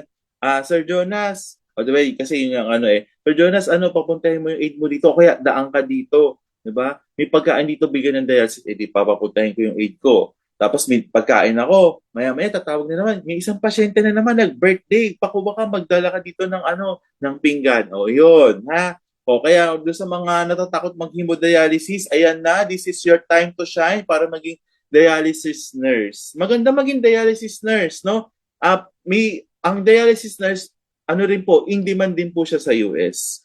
Pero ngayon magpo-focus muna tayo dito, ha? So hemodialysis, tinatanggal nga rin po yung waste po niya, ang waste po niya o yung mga toxins po sa katawan by filtering the client's blood using machine, no? Intermittently connected do sa mga pasyente natin, no? So, yung mga nurses nga, katulad ng sinabi ko kanina, hindi lang parang unang sabak, dialysis nurse ka na agad. Meron po siyang training, no? Kasi hindi po siya katulad ng mga nasa ward na, I mean, wala namang problema no, kung nasa ward nurse ka, no? Special area po siya, no? Hindi siya katulad na, sige, makukuha ka ng vital signs, no? Magpipipindot ko doon sa mga machine, ganyan, no? And yung mga troubleshooting. Yan, gagawin mo na siya as hemodialysis nurse. No, marami nag-encourage sa akin dati maging hemodialysis nurse. Kasi nga, ang ICU nurse sa US, nag-hemodialysis din. Sir, meron po akong nakita sa libro, o may tinuro po sa amin dati, hindi po hemodialysis ang tawag. RRT, renal replacement therapy. Ito rin po yun. Ha? Ang hemodialysis o ang renal replacement therapy or RRT, parehas lang po. Okay? So bago po mag-procedure for dialysis, ano po ang gagawin natin? O hindi yun nasa screen ha. Ano po ang pinakaunang gagawin before the dialysis? Hand washing. Ha? Tapos after po ng ng hand washing, ano na gagawin? I-weigh po natin si patient. Sir, paano po yung mga bedridden na patient o yung nahihirapan po na patient? O gagawin, yung wheelchair po, no, yung wheelchair na yon o yung pwedeng kapares na wheelchair, i-weigh po yun. Halimbawa, 15 kilos yun. Hindi ko kasi kabisado kung ilang yung weight ng ng wheelchair, no? Sabihin natin 15 kilos, no? Ilalagay mo yung pasyente, minus mo yung wheelchair. O yun na po yung magiging dry weight ni patient. No, kailangan po siyang i-weigh before and after the procedure. Kasi nga baka mamaya yung hatak o yung sabihin ng hatak o yung nakuwang fluid dun sa katawan. No, usually ang anitoid nyo na lang isulat nyo na lang ha. Naman nabubulol na tayo. Usually ang pinakamababa diyan 500 ml po. No? Hindi pwedeng magda-dialysis yung patient tapos may bakasyon siya sa Boracay next week o kaya pupunta siya ng Hong Kong. Sige ma'am, gawin na natin 5 liters na po natin yung yung ultra filtration natin. No? Yung ultra filtration po, yung po yung tinatawag na hatak. Di ba? Maririnig niyo yan nung nag-duty kayo or maririnig niyo yan paniging hemodialysis nurse kayo. Yung hatak, di ba? Yung kinukuha doon sa katawan. No? Ultra filtration o yung UF. Yan po. So, ang minimum po dyan ay 5 liters po. No? Based on experience, ang parang pinaka-maximum po niya is 2 liters po. No? Hindi mo pwedeng 10 liters. Naku, ubos ang dugo niyan. Mamaya, first pa lang, hypothesis na si pasyente. Pagbalik mo daw, nakaganyan na si pasyente. Wala nang malay, patay na pala. Di ba? So, usually, ang gagawin po natin, no, kailangan po mag-check po ng blood pressure kasi mamaya, importante, after po nitong hemodialysis, meron pa, kung makita nyo doon handouts nyo, merong importante ilang beses tinatanong sa board exam, ha? So, yung i-check nyo rin po yung mga medications na pwedeng i-hold po muna bago mag-dialysis. Halimbawa po, si pasyente, di ba? Nakaano po yan, amlodipine, 10 milligram.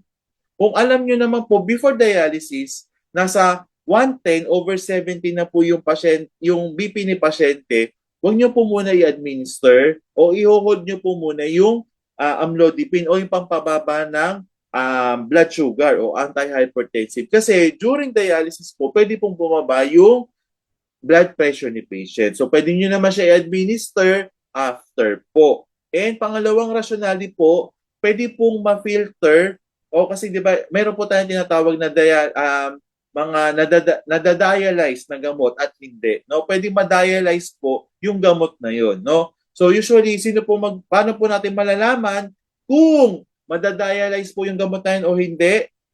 I-confirm mo kay doktor. Hindi do sa crush mong pharmacist, ha? Kay doktor po. Ha? Hindi do sa tropa mong pharmacist. Friendship, tawag ka sa pharmacist kasi wala kang makitang doktor, no?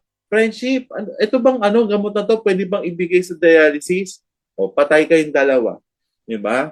Next, ito na, kumapit ka na ha, kasi ilang beses to itatanong sa board exam. Ito po ang tinatawag na disequilibrium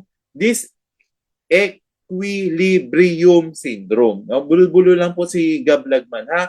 Ito yung ang cause nito, yung masyadong mabilis ng removal o yung pagtanggal ng solutes po doon sa katawan po natin during dialysis. Halimbawa po, ang pinakamabilis po na hemodialysis ay 2 hours po. Ang pinakamatagal po, pwedeng mangyari 6 to 8 hours. Na-experience ko po yan sa pasyente ko. No? Masyado kasi hypotensive sa pasyente, kaya kailangan, ang tinatawag po doon is SLED, slow na dialysis. SLED po, kung maririnig niyo yun, no?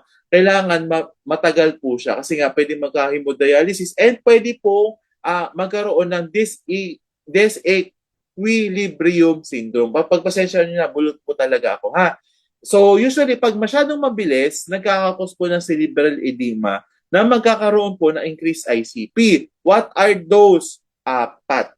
Sir, bakit po yung tinuro sa amin ng CI namin o tinuro po ng prof namin 3 lang? Pero tingnan mo ha, pwedeng magkaroon ng hypertension, headache, nausea, vomiting, and altered level of consciousness. Isama mo na si altered level of consciousness kasi nga, intracranial pressure, this is a neurosymptoms. Diba?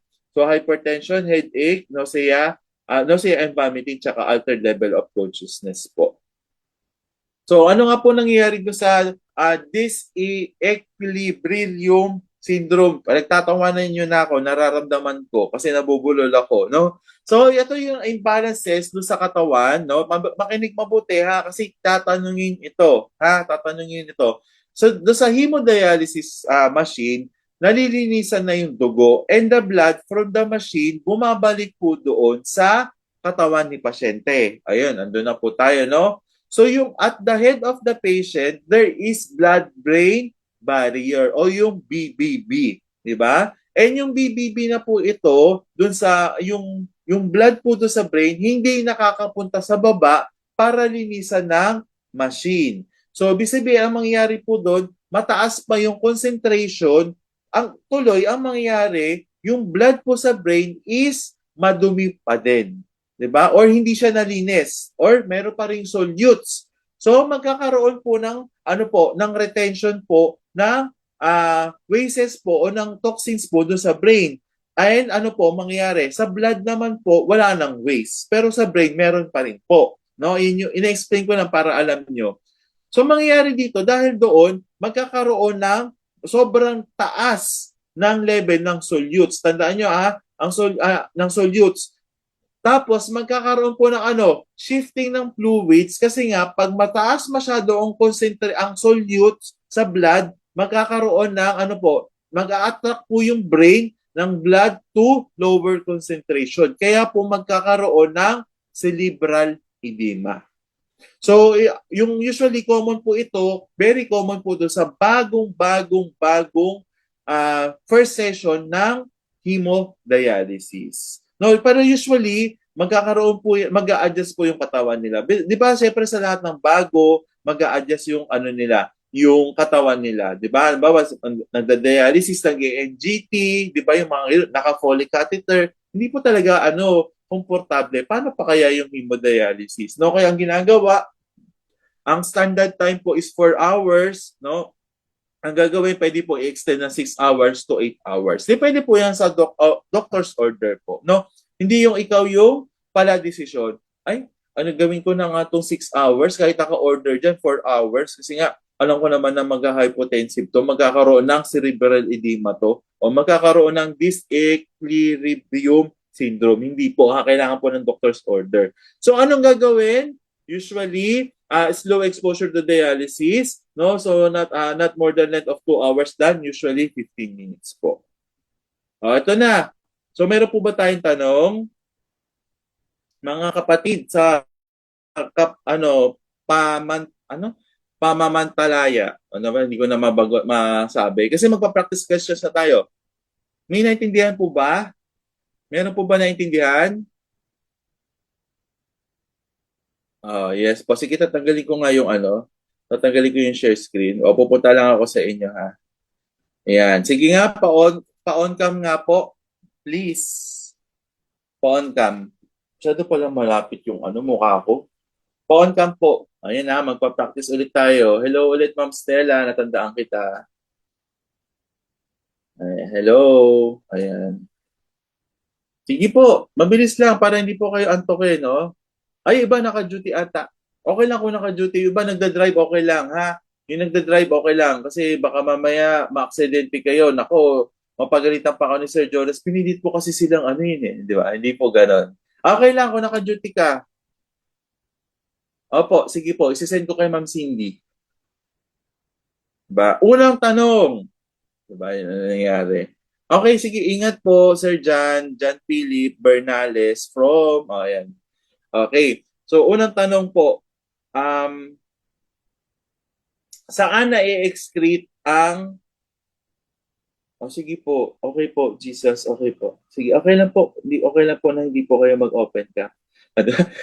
Bigla naging wholesome. Bigla naging wholesome yung boses ko. Alright, alright. ARC Babies. ARC Babies. Yan. Sino naman si Cappuccino? Pasensya na, latte yung favorite ko eh. Ay, Pau, iba ka pala. Pau ka tama. Okay lang po. Kala ko si ka. Sige po. Alright, alright. Tanong natin. Asa si Ma'am Norgia? Sir pala. Ay, ano po yun? Sige, sige. Question natin. Ano po ang unang gagawin nyo po bago mag-hemodialysis? Very good. Ano naman po ang una nyo pong gagawin bago mag-peritoneal dialysis? Pinakaunang gawin, best intervention. Alright. So, bakit pina-open ka mo? Tinatanong mo lang naman. Kasi gusto ko makita yung mga pogit magaganda ng ARC Babies. Kasi sa ibang lecture, di ba nakabukas yung nyo, open cam. Sa akin, okay lang naman, no? Basta wag lang makikita doon sa girls, ha? O doon sa boys, wag nakatanggal yung t-shirt, ha? Kasi mahirap, di ba, Mansil? Okay ba tayo dyan, Mansil? Sige, ang tanong natin, ano yung mga hindi pwedeng gawin po do sa mga pasyente? Si Pau Katama, parang familiar ka sa akin. Hindi ko lang alam kung saan kita nakita. Pau Katama, parang familiar ka. Hindi ko lang alam baka may kapangalan ka lang. Ano po yung mga hindi pwedeng gawin do sa AV shunt and AV fistula? Yung mga hindi po pwedeng gawin. I-type nyo na lang. Vital signs. Ano pa po? Doon sa site mismo, bawal ang BP monitoring, bawal po mag-blood pressure, ano pa po? Bawal mag-extraction. Bawal mabasa, very good. Bawal umasa, ay iba pala yun. Alright. Tama-tama si Mansila. Alright, sige. Ang question ko pa, ano ang yung watch out nyo do sa pasyente na after peritoneal dialysis? After peritoneal dialysis. Oh, very good. Peritonitis. Ayan, very good.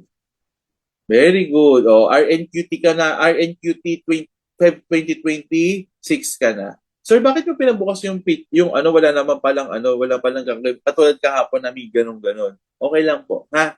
Sige. Ngayon, i-off cam ko po ulit ang sarili ko kasi po magpa-practice question na po tayo.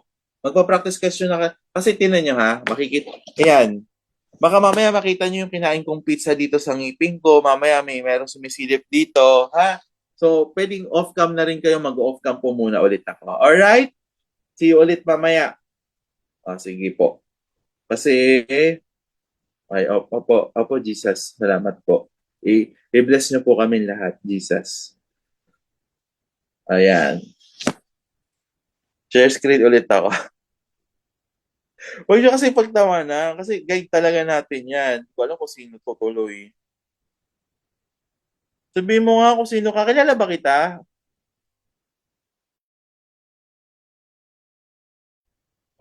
Syempre, kilala kita, Jesus. Pero yung totoo, kung sino ka ba talaga? Okay, ito po. Tatanggal ko muna to ha.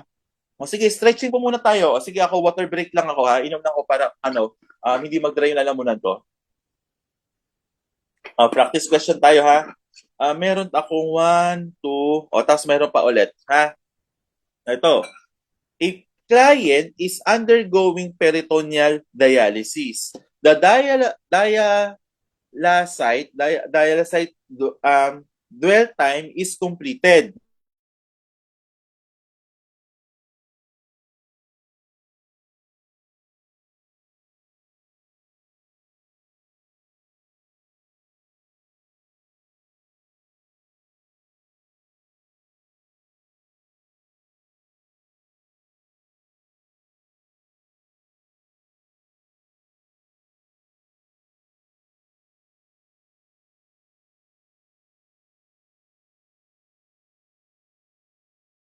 Nawala. Okay. O, di ba? Gablag man. O, di ba? Lag na naman. Di ba? Loading, Gablag man. O, di ba? Yan talaga. Opo, hindi ako mawawala ha. Katulad nung nung ginawa sa iyo ng jowa mo. Ha? Nung basta ka nalang iniwan, ganyan ha. Hindi po. Alright. Baka mamaya ang dami na magreklamo, ang dami na magreklamo sa akin kasi parang, sir, puro sinasaktan mo kami. O, di ba? Hindi ko alam bakit ako biglang nawala. Ginaslight kayo, di ba? Joke lang po. Anong giyatay? Aray ko po. Hindi ko alam, sorry. Basahin na natin ulit. The nurse notes that recorded ba? Naku, baka mamaya makurot ako. Sandali, silipin ko lang ulit. Ayan.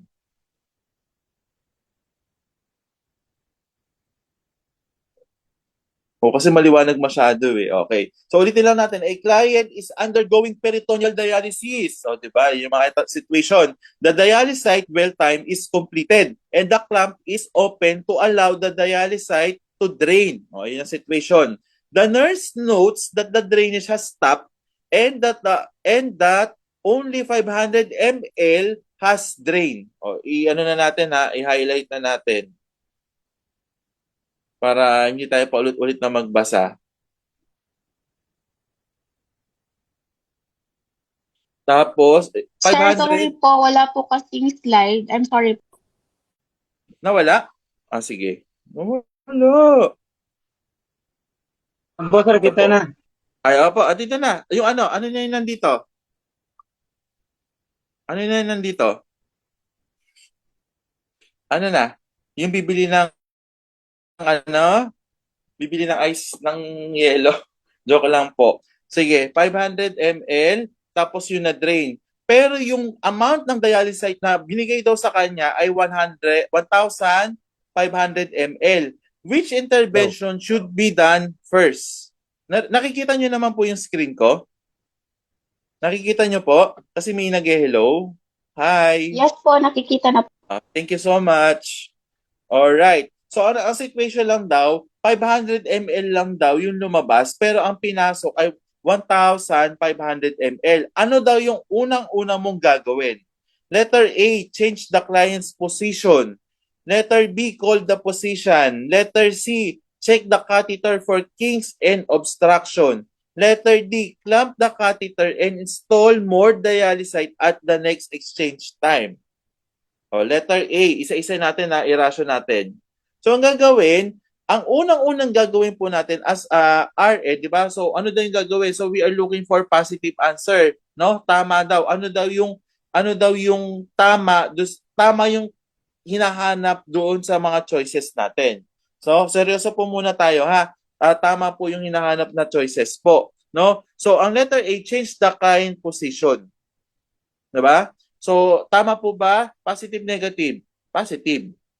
O pag nakakuha na kayo ng tingin nyo na tamang sagot, yung letter B, letter C, and letter D, i-review nyo pa rin po. Ha? Kasi baka mamaya, mali yung pagkakaintindi nyo sa question, wala, sayang yung 1 point. Ha? Call position, hindi nyo po i-call ang position. Kasi nga, meron po tayong tinatawag na independent nursing intervention. Kailan nyo lang po i-call ang position? Kapag may infection, merong hemorrhage, di ba? And ano pa po? Infection, hemorrhage, tsaka clotting. Di ba? IHC. Infection, hemorrhage, clotting. Meron po ba ditong infection doon sa situation? Wala.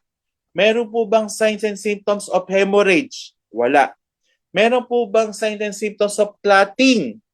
Wala po. Kasi, ano po, ang meron, hindi lang lumabas yung remaining na 1,000. Kasi nga, 500 ml lang, no? So, letter B, i-exclude na po natin yan. So, letter C, check the catheter for kinks and obstruction. Pwede rin itong maging tama. Ayan, ha? And letter D, clamp the catheter and instill more dialysate. Ika-clamp mo daw, tapos maglagay ka pa ng mas maraming dialysate. Nako, at the next exchange time, lalo magkakaroon ng retention. So, very wrong po ito. Ayan ha, naintindihan nyo na yung type of question. So, between letter A and letter C, ano po ang ano po natin dito? Tawag dito, tama po. Kasi pares po silang tama di ba? Pwedeng i-change mo lang yung position and pwede rin pong i-check mo lang yung catheter, no? So most of you, 'di ba, ang gagawin, ang i-check nyo, ito po pala ha, hindi ko nasabi kahapon. Dito po sa ARC, no, kapag nagsasagot po tayo, yung mga classmates nyo, 'di ba? Pag nagta-type po, pag nakita nyo po na hindi po tama yung type nila or nasabi po nila, no, kasi iba nagpapa-verbal nagpapa-open cam, tsaka nag-unmute yung ibang reviewers nyo. Pag mali po yung sagot po nila, wag nyo naman po ibabash. Ha? Wag nyo pong ibash, wag nyo po pagtatawanan kasi bababa po yung self-confidence po ng natin, kapanalig natin for February 2026 QTRN. Ha? So nandito po tayo para po matuto. Ha? Wag natin pagtatawanan. Yung mga yan katulad yan, yung yung biglang may mag-iingay, mag-unmute, ganyan. Okay lang 'yon, konting tawa okay lang. Pero kapag na po, seryosohan at during Q&A po, wag na po natin pagtawanan ha na ito po yung sagot niya, gano'n. Kasi nandito po tayo para po matuto ha. Malinaw po yun, ARC babies ha. Tayo lang yung gano'n ha. ARC babies lang po yung gano'n na hindi po ibabash yung classmates natin ha. But we are here to help each other po. All right, amen. So ano pong gagawin? I-check po yung kinks and obstructions, and alam ko po most of you between letter A and letter C, ang isasagot nyo po ay letter C, no? I-check po yung catheter for kinks and obstruction. Pero in peritoneal dialysis po, isipin natin ha, ang principle po niya, nagpasok po tayo ng tubig, 'di ba? Sa katawan, 1,500 ml, 'di ba? Ng fluid po, dialysate, 'di ba? Dialysate po ang pinasok natin doon. And 500 ml lang yung lumabas. So anong gagawin natin? Pwede pong mag-turn po si patient. No, change position ng client's position. Change the client's o patient's position po. Ano pong rasyonale? So tandaan po natin na minsan po na nagkakaroon po ng gravity at doon lang sa left side ng katawan, naiiwan. Di ba? So parang lang, baka mamaya, nasa left side lang siya, hindi po siya naka-flat. Ibig sabihin, di ba yung tubig, pag naka-turn siya sa left, andun lang siya, tapos ang catheter mo nasa right. O talagang walang madidrain. Di ba?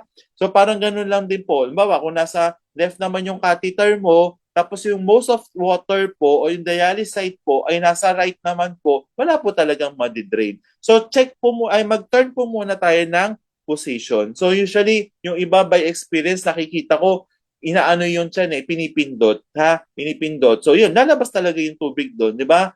Ganun po. Di ba napansin nyo doon sa mga patients na may indwelling Foley catheter, di ba pag unang lagay nyo nung pag-insert nyo ng ng Foley catheter, ang ginagawa pagka-insert tapos konti na yung lumalabas, ang ginagawa ng iba senior nurses o yung mga doctors po, pine-press yung sa may bladder. O parang ganun lang din para ma-drain lahat. O ganun lang po yung concept niya, ha. So, yun nga, repositioning kasi turning them para po yun nga, yung gravity po kasi baka mamaya nasa left side, nasa right side po, ha. So, next po, kapag after po nun, doon na tayo mag-check ng kinks and obstruction. Alright? O, yan ha. Next. So, next question naman po, the nurse initiates the client's first hemodialysis. First hemodialysis. O, di ba? Congratulations daw. The clients develop headache, confusion, nausea. The nurse should assess the client further for letter A, disequilibrium syndrome. Letter B, myocardial infarction. Letter C, air embolism. And letter D, peritonitis. Oh, ang tanong po, the nurse should assess the client further for. So we are looking for positive answer. Ano daw yung tamang sagot? So ang situation po, unang dialysis session ni patient, tapos nagkaroon siya ng headache, confusion, tsaka nausea. Yan lang po muna. So ano daw gagawin ni nurse para po malaman kung ano yung mga nangyayari kay pasyente? So, ano lang po, diba natandaan nyo kanina, ang tinuro ko lang po, dalawa, kung ano yung iwa-watch out for nyo. Wala naman po akong tinuro na myocardial infarction and wala rin po akong tinurong air embolism. No? Kasi pwede rin pong isipin nyo yan, baka mamaya nag-heart attack. O wala naman po akong tinuro na gano'n, no? And wala rin embolism kasi baka mamaya yung confusion, baka mamaya ganyan, no? Hindi nyo alam, mamaya air embolism na nangyayari sa kanya. So ano lang po, disequilibrium syndrome and peritonitis. Isipin natin, peritonitis, ano po meron sa kanya? Infection or inflammation. So, meron ba tayong nakitang fever doon sa signs and symptoms? Wala po. So, this is a disequilibrium syndrome po. O, ayan ha. Lumalabas talaga siya sa exam. No? Ganyan yung lalabas sa exam nyo po. Alright. O, next. Ito na. Itong 9 items na to, o meron ba tayong question? Sandali Meron ba tayong question? Clarification? Kaya, daw. Meron ba? O mukhang wala. Sige, mag-ano naman kayo Magko-comment kayo. Wala naman. Alright. Sige. Sige, bago muna ang lahat. Marami ba natutunan tonight? Marami ba natutunan tonight? Wala daw. Joke lang. Ayan, yes po.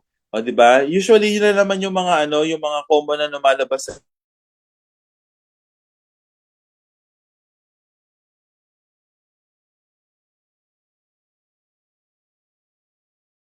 tapos December 15 ata yun no, long exam no or post test. Baka mamaya hindi naman may mga na hindi kami na ituro na lalabas doon. Yung mga techniques na tinuro sa amin sa inyo for critical thinking, gamitin niyo po. Ha? Kasi yung mga break. Sige, bladder break. Dire-diretso na lang po tayo. Kasi 2 hours na naman po yung session natin, ha? Alright. Sino si Zen Fernandez? Sige, ayan. Alright. Sige, pwede ka namang umihi. Okay, ito ha. Itong 9 items, di ba nagsulat na ako? Itong 9 items na to, ay, pwede pong isend ko mamaya kay Ma'am Cindy. Tapos isesend niya sa inyo, ha? Alright? Alright. Okay. Well, practice question number 1. The dialysis solution is warm before use in peritoneal dialysis. Sir, bakit ka nagbato ng ganyang question? wala ka naman tinuro. O, kaya nga po ito, ituturo ko po yung mga techniques, di ba? Kasi hindi natin kontrolado kung ano ibabatas sa inyong techniques, no? Kahit ilang beses po yan, paulit-ulit, lahat po ng pwede natin i-discuss sa libro. Pero minsan na exam, ganun po, no? Hindi po lahat lalabas. 'Di ba? Pwedeng lumabas, pwedeng hindi. Pero yun nga po, kaya po nandito po tayo para turuan po natin ng isa't isa para po yung technique po sa pagsagot, no? So ano nga ulit yung dialysis solution? Para ang laki naman nito. Sandali. Ayan. Ano nga ulit? Dialysate. Ayan ha. O yan, pare-parehas lang yan. Yung dialysis solution, dialysate, is warm. No? Wina-warm daw siya bago mag-dialysis sa peritoneal dialysis. Ano daw yung ano niya? Ano daw yung rationale? Letter A. Ito po ha, itong 9 items na to, at dahil recorded naman to, no? Lumabas po ng ilang beses sa board exam. Ha?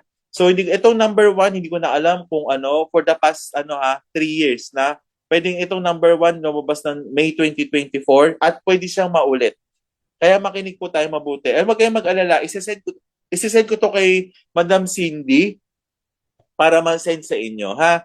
Kasi tetry kong, isend dito, pero sige, doon na lang kay Ma'am Cindy na lang para hindi tayo magulo kasi baka mamaya mag-vlog naman tayo. So letter A, encourage the removal of serum urea. Letter B, force potassium back in the cells. Letter C, add extra warmth to the body. And letter D, promote abdominal relaxation. Kung nakinig po kayo sa akin kahapon, ito isang technique, di ba? Kung nakinig po kayo sa akin kahapon, kung ang sabi ko po, kung ano po yung magka-opposite, isa po doon ang tamang sagot, 'di ba? Ngayon, kung ano yung similar, pwede rin po yun yung isa doon yung tamang sagot. So, ngayon, ang function naman po talaga ng peritoneal dialysis, pwede po itong mga to. Yan, yung 4 na yan. Pero ang sinasabi is wina-warm. Wina-warm. So, hindi po magkakaroon ng removal of serum urea kahit hindi po warm yung dialysate. No? Hindi po. Ano pong mangyayari? Tandaan po natin ano pong magkakaroon kapag warm. Di ba? Merong cold and warm. O, di ba katulad kahapon, diniscuss ko yun sa OA tsaka RA, yung warm compress tsaka cold compress. Di ba? So, ngayon, ang tanong, yung dialysis solution daw yun, dialysate po daw, di ba, ay wina-warm before ng peritoneal dialysis dahil po daw saan? O, ayan ha. Parang para maintindihan nyo mismo yung question. Ano po ang isasagot natin? Letter A, letter B, and letter C, and letter D. Ano yung may magkaparehas dito? Letter C and letter D. So we are going to eliminate letter A and letter B. Di ba? Wina-warm siya. So ano mangyayari? Add extra warm to the body. And letter D, promote abdominal relaxation. Halos parehas lang po yan, di ba? Ano po ang epekto ng warm po sa katawan? Papainitan ba yung katawan o magpo-promote ng abdominal relaxation? Tandaan po natin, wina-warm po yung dialysate. Warm po ha, warm, hindi po hot. Na kasing init ng kape sa Starbucks. O diba? Sir, pinopromote mo, hindi po ha. Warm lang po. Ha, warm. Hindi po yung kumukulo. Nako, masakit niya sa tiyan, ha? So, usually po, ginagawa, nagpo-promote po siya ng abdominal relaxation po.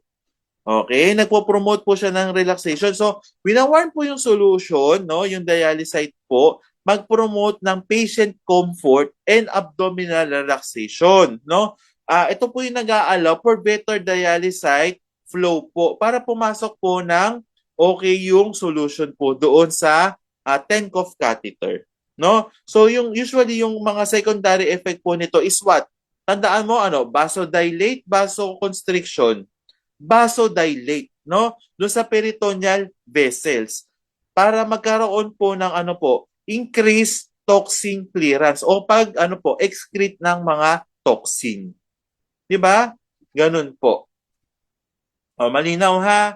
Kaya po wina-warm. Yun dahil po saan?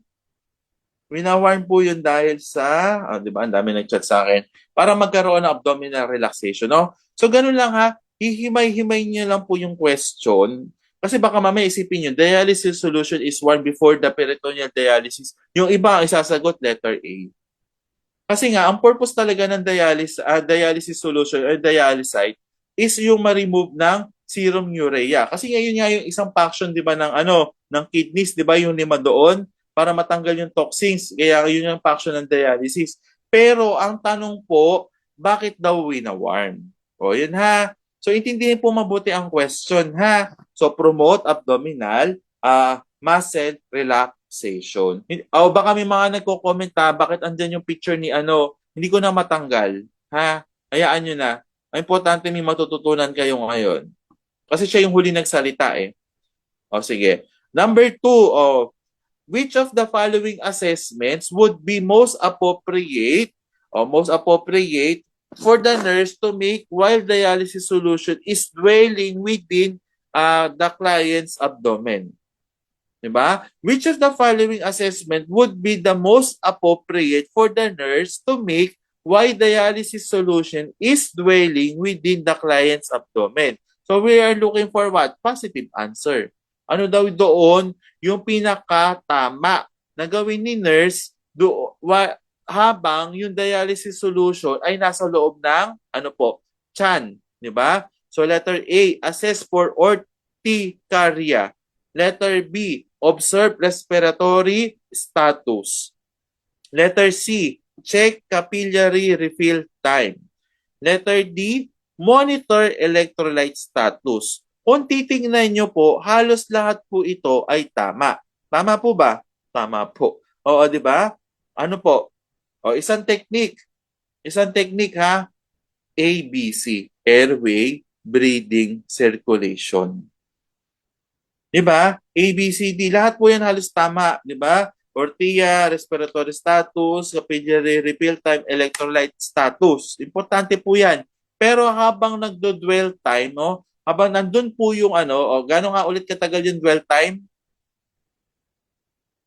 Gano'n po katagal yung dwell time? 20 to 30 minutes, di ba? So yung habang nagdo-dwell po yung dialysate po sa loob ng tiyan ni patient, sa peritoneum po, ano daw i-assess? A, B, C. Meron ka bang airway problem dito or airway choices po? O that's letter B. Observe respiratory status. Sir, bakit po? Tandaan mo ha, during ng dwell time, yung dialysate po doon sa abdomen, nagpuput ng pressure saan po? Sa diaphragm. Di ba? Isipin mo, 1,500 ml ang ilalagay doon. Parang uminom ka, lumaklak ka ng 1.5 liter na Coke. Di ba? Yun ang isipin mo. Siyempre, lalaki ang tiyan natin, mabubusog. Parang ganun yung feeling ni patient, di ba? So, ano may ipit? Di ba? Pag ganun, pag busog na busog ka, pag nag-samgyup ka, kapag nag-hotpot ka, di ba? Pag nag-buffet ka, di ba ganun ang feeling mo, hindi ka makahinga? Kasi nga, naiipit yung diaphragm mo. O, ganun po ang nangyari sa mga patient na during dwell time po ng peritoneal dialysis. Naiipit yung tiyan nila, naiipit yung diaphragm, which can cause, respiratory, distress. Kaya po, i-observe po natin yung respiratory status niya. So, gagamit po tayo ng ABC. Halimbawa, ang nakalagay dito, the correct answer is letter B po, ha? Halimbawa, ibahin natin yung question, ha? Ibahin natin. Kasi pwedeng gawin ng BON yun, eh. So, dito nakalagay, observe mental status. Ayan, ha? O, sa letter A, assess for urticaria. Letter B, observe mental status. Letter C, check capillary refill. Letter D, monitor electrolyte status. Punta ka, ABC, meron ba tayong airway problem? May nakikita ka dito? O, wala na tong respiratory status ha? Wala po. Meron ka bang breathing problem? Letter A, letter B, letter C, letter D. Wala po. Meron ka bang circulatory or circulation problem?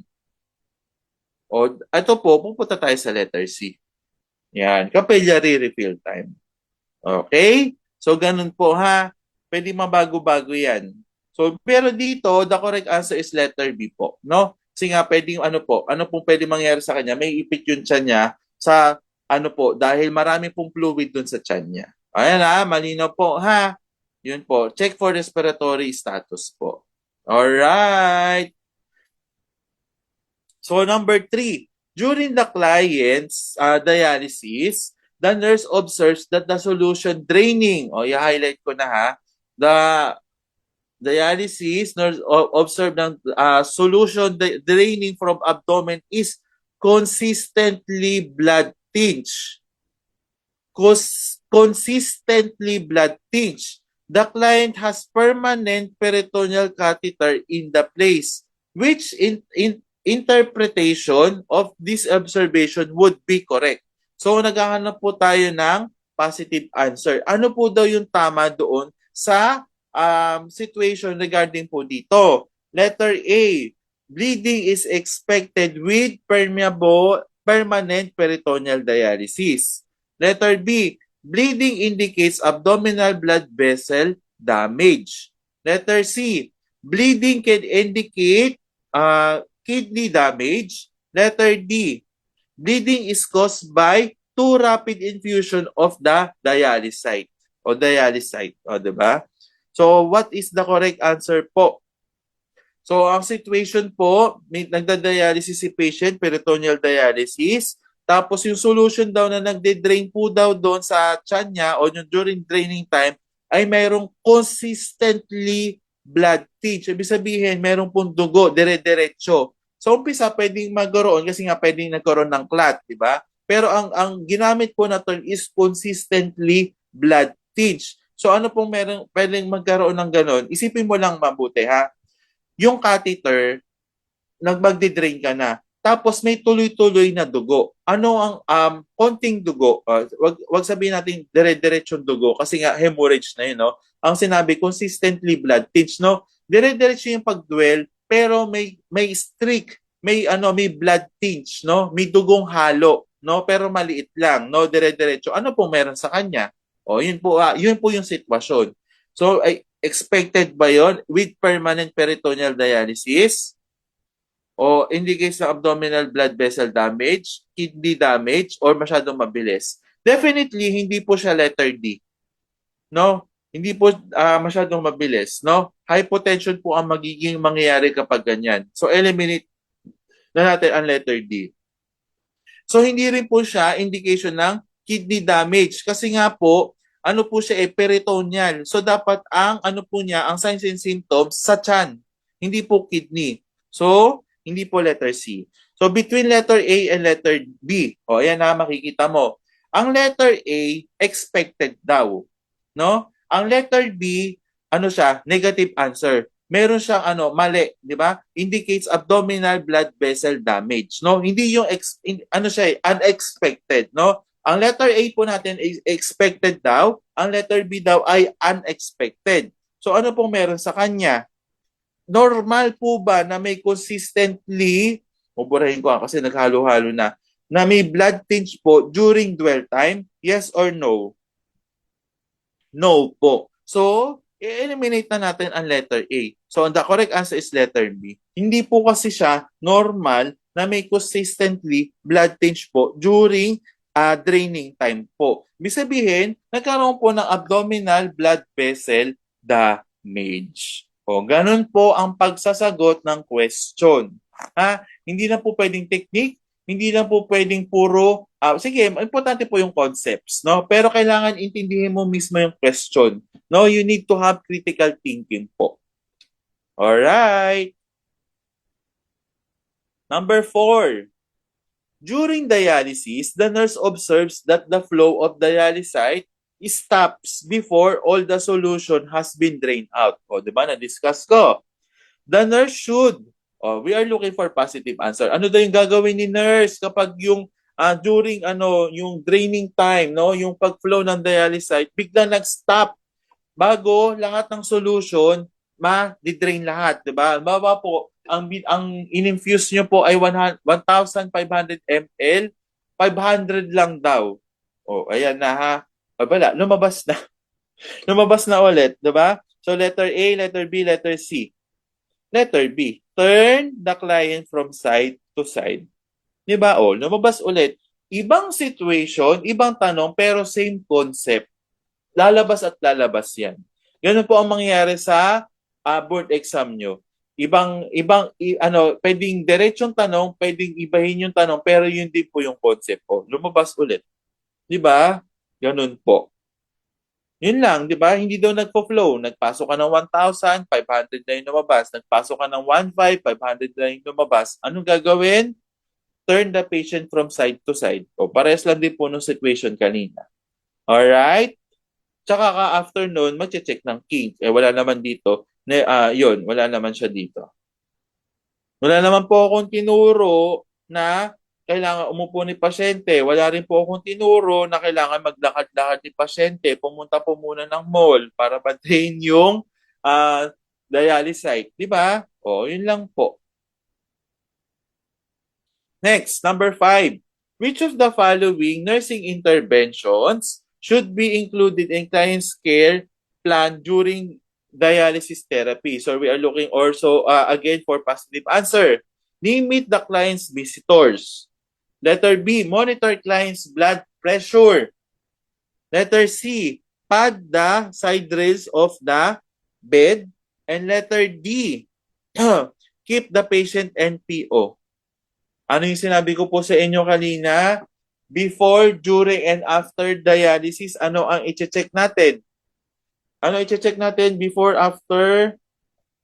Ay, sige, mamaya nakita-reply yan. Before, after the procedure, o walang hand washing, o hindi nyo nasagot mo. Ano pong gagawin? During dialysis, before, after, during. O, ayan ha. Ano pong gagawin? Monitor the vital signs. O, asan ang monitor vital signs dito? Letter A, letter B, letter C, letter D. Letter B. Alright. O, di ba? Ang galing. Lumalabas siya talaga. Kaya kung ano lang yung mga importante, lahat naman po importante, di ba? Pero kailangan lang i-discuss na ganun po. Ha? Sige, i-SS nyo ba? O, sige. Pwede nyo naman i-SS. Masyado ba ako mabilis? Bagalan natin. Joke lang po. Ay, ayan. Sige. Papasa ko to kay Ma'am Cindy. Huwag kayong mag-alala, ha? Number 6. After the completion of peritoneal dialysis, the nurse would expect the client to exhibit which of the following characteristic. O ano daw yung makikita niya kay patient nakakatapos lang daw mag-peritoneal dialysis. Letter A, hematuria. Letter B, weight loss. Letter C, hypertension. Letter D, increased urine output. O, isa-isahin natin, wag excited, magsagot. Ha? Wag po mag-excited maggamot. Ngayon, ang hemodialysis, ano pong nangyari sa kanya? Pagpapasok ng drain, di ba, in-explain ko na yung parang pathophysiology niya, tas mataas yung sugar kasi hypertonic solution, mag-a-attract po siya ng water. So, ano mangyayari? Magkakaroon po ba ng hematuria?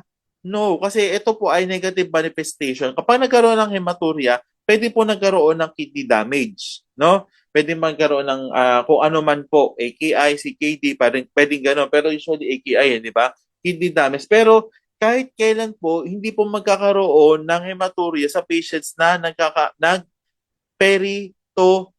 peritoneal dialysis. No, hindi siya masyadong konektado, 'di ba?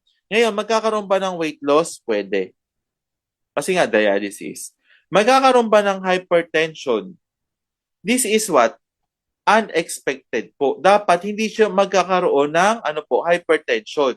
Kasi po, pag nagkaroon siya ng hypertension, ibig sabihin po, nagkaroon siya ng water retention. Hindi po na-drain lahat. 'Di ba? So this is negative. But rather, pwede pa nga pong magkaroon ng hypotension. Hindi po hypertension.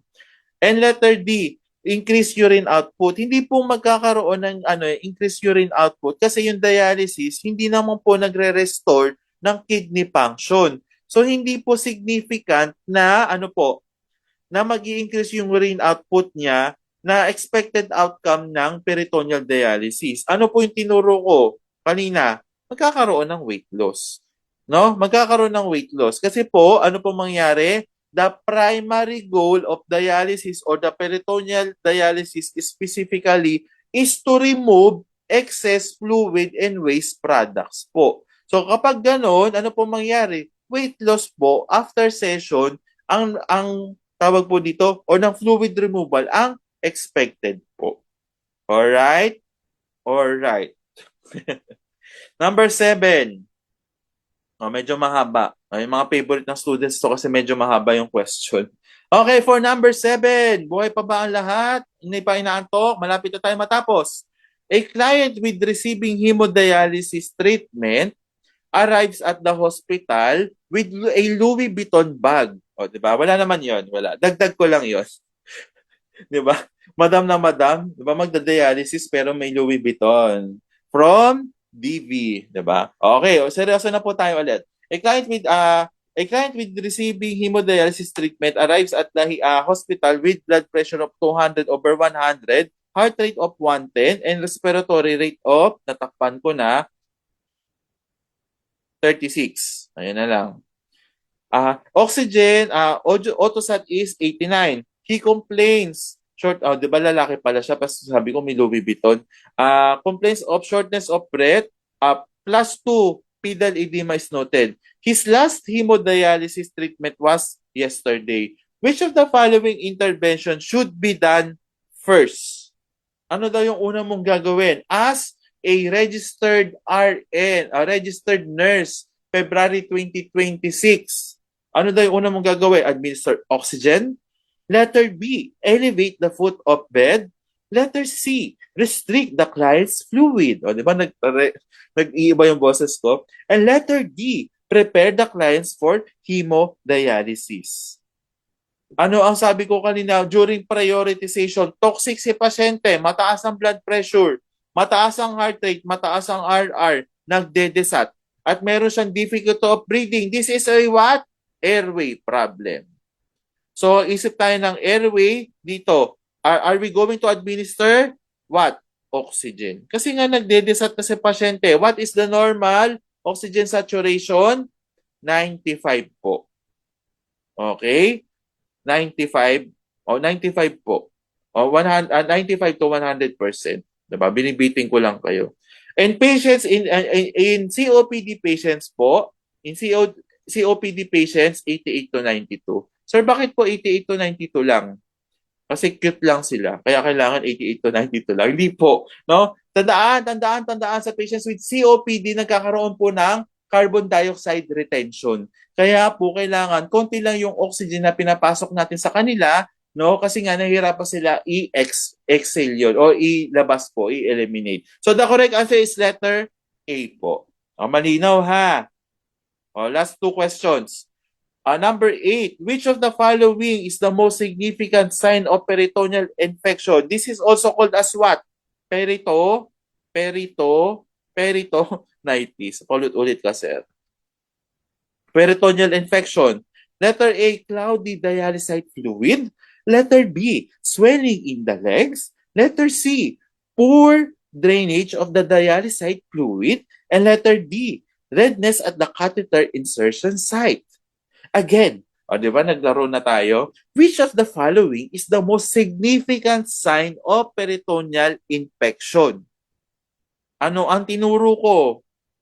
Ni Gablagman, ni Sir Gablagman, ano ang tinuro ko? Cloudy dialysate fluid. Ang letter B, wala tayong pakialam dyan kasi manas-manas lang yan. Yung poor drainage dialysate fluid, this is not a sign and symptoms of peritoneal infection but rather hindi po yung pag-drain po niya. So definitely hindi rin po ito. Baka mamaya ang sagot nyo ay yung letter D po, redness kasi nga po infection. Pero ano po yung most significant sign daw? Baka mamaya yung infection ng catheter insertion site ay bagong lagay, talagang mamamagayan. 'Di ba? Bagong lagay, talagang mamumula-mula pa 'yan, 'di ba? Redness pa 'yan. So ano daw yung pinaka most significant sign ng peritoneal infection? This is also called as what? Peritonitis. Ano po? Cloudy dialysate fluid. Alright. Last question. Gaano kakamahal ng jowa mo from 1 to 10? Type on the comment box below. Number 9, peritonitis is the common complication of peritoneal dialysis. Ito yung sinasabi ko sa inyo. Kaya kailangan during board exam, kailangan sa papel po muna kayo magsagot kasi pwede yung sagot sa number 8, pwede susunod sa number 9. Pwede maging lumabas sa number 40. Pwede lumabas sa number 50. Pwede lumabas sa number 60. Pwede lumabas sa number 100. Sayang ang 1 point. Maniwala kayo, ang 1 point na yan, napakalaking bagay. So, okay, for number 9, ano daw yung which assessment finding is considered manifestation of peritonitis? Umulit lang siya, yes or no. E di letter A. Diba? Cloudiness. O, yan. Parehas lang sila, oh. Number 8 and number 9, parehas. Pwedeng mangyari po. Pwedeng mangyari. Diba? Pwede pang mangyari. Katulad nung pangloloko ng jowa mo sa iyo. Ay, sorry po. Sorry po. Hala, naka-on pala yung video ko. Oh, naka-on pala yung video. Nakikita niyo ako. O yan. Marami po ba natutunan? Marami po ba natutunan? Yes. O sige. Kasi nakalimutan ko kahapon eh. Sige, wait lang. Wag mo na tayo mag-exit. Kasi nakalimutan ko kahapon. Ayan. So, asa na? Galing kahapon, no? Dahil nakalimutan ko siya sabihin sa inyo, sasabihin ko siya sa inyo tonight, kaya in-screenshot ko lang. Ha? Ako, ito, selfie ko to. Selfie ko to last year. Ayan, ha? Medyo yun nga, medyo marami lang yung yung Christmas party, yung mga samgyup, aya ng aya sa akin, no? Actually, yung kahapon natutuwa ako kasi yung isang student, katulad ng kinento ko po sa inyo, nilibre ako ng Yellow Cup tsaka Starbucks. Ngayon, di ba, after ng session natin, no, 6 p.m. to 8 p.m., may isang student naman ako, kinontak din ako, 9 p.m. Sir, tara, labas tayo, sagot ko lahat. Order all you want. O, di ba? Pero, syempre, hindi natin naabusuhin. Hindi po tayo ganun, ha?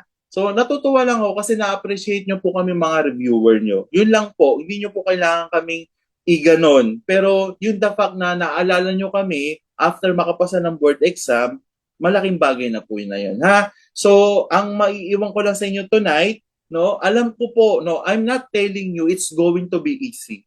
Lalo ngayon, no, February 2026, more than 2 months na lang po, 2.5 months na lang po, yung natin, yung review natin, no? Meron tayong review sa umaga, meron tayong review ng 6 p.m. to 8 p.m., meron tayong trabaho.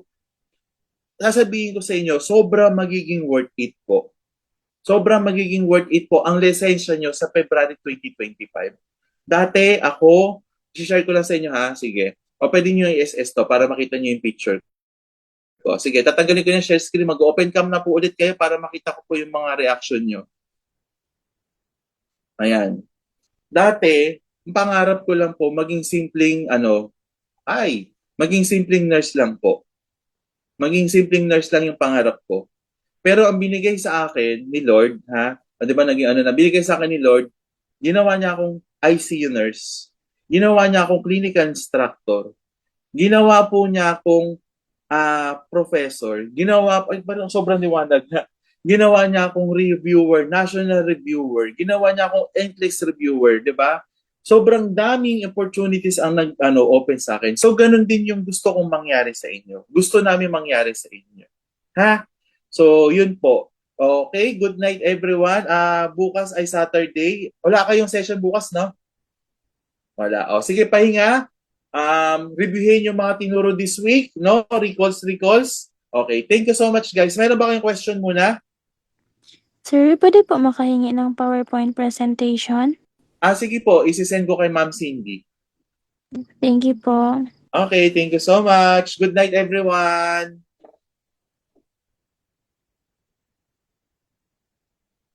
Thank you. Maraming natutunan, ha? Maraming natutunan. O sige, habang hindi pa nag-exit, puso-puso kung maraming natutunan. Thank you so much. God bless po. Bye-bye.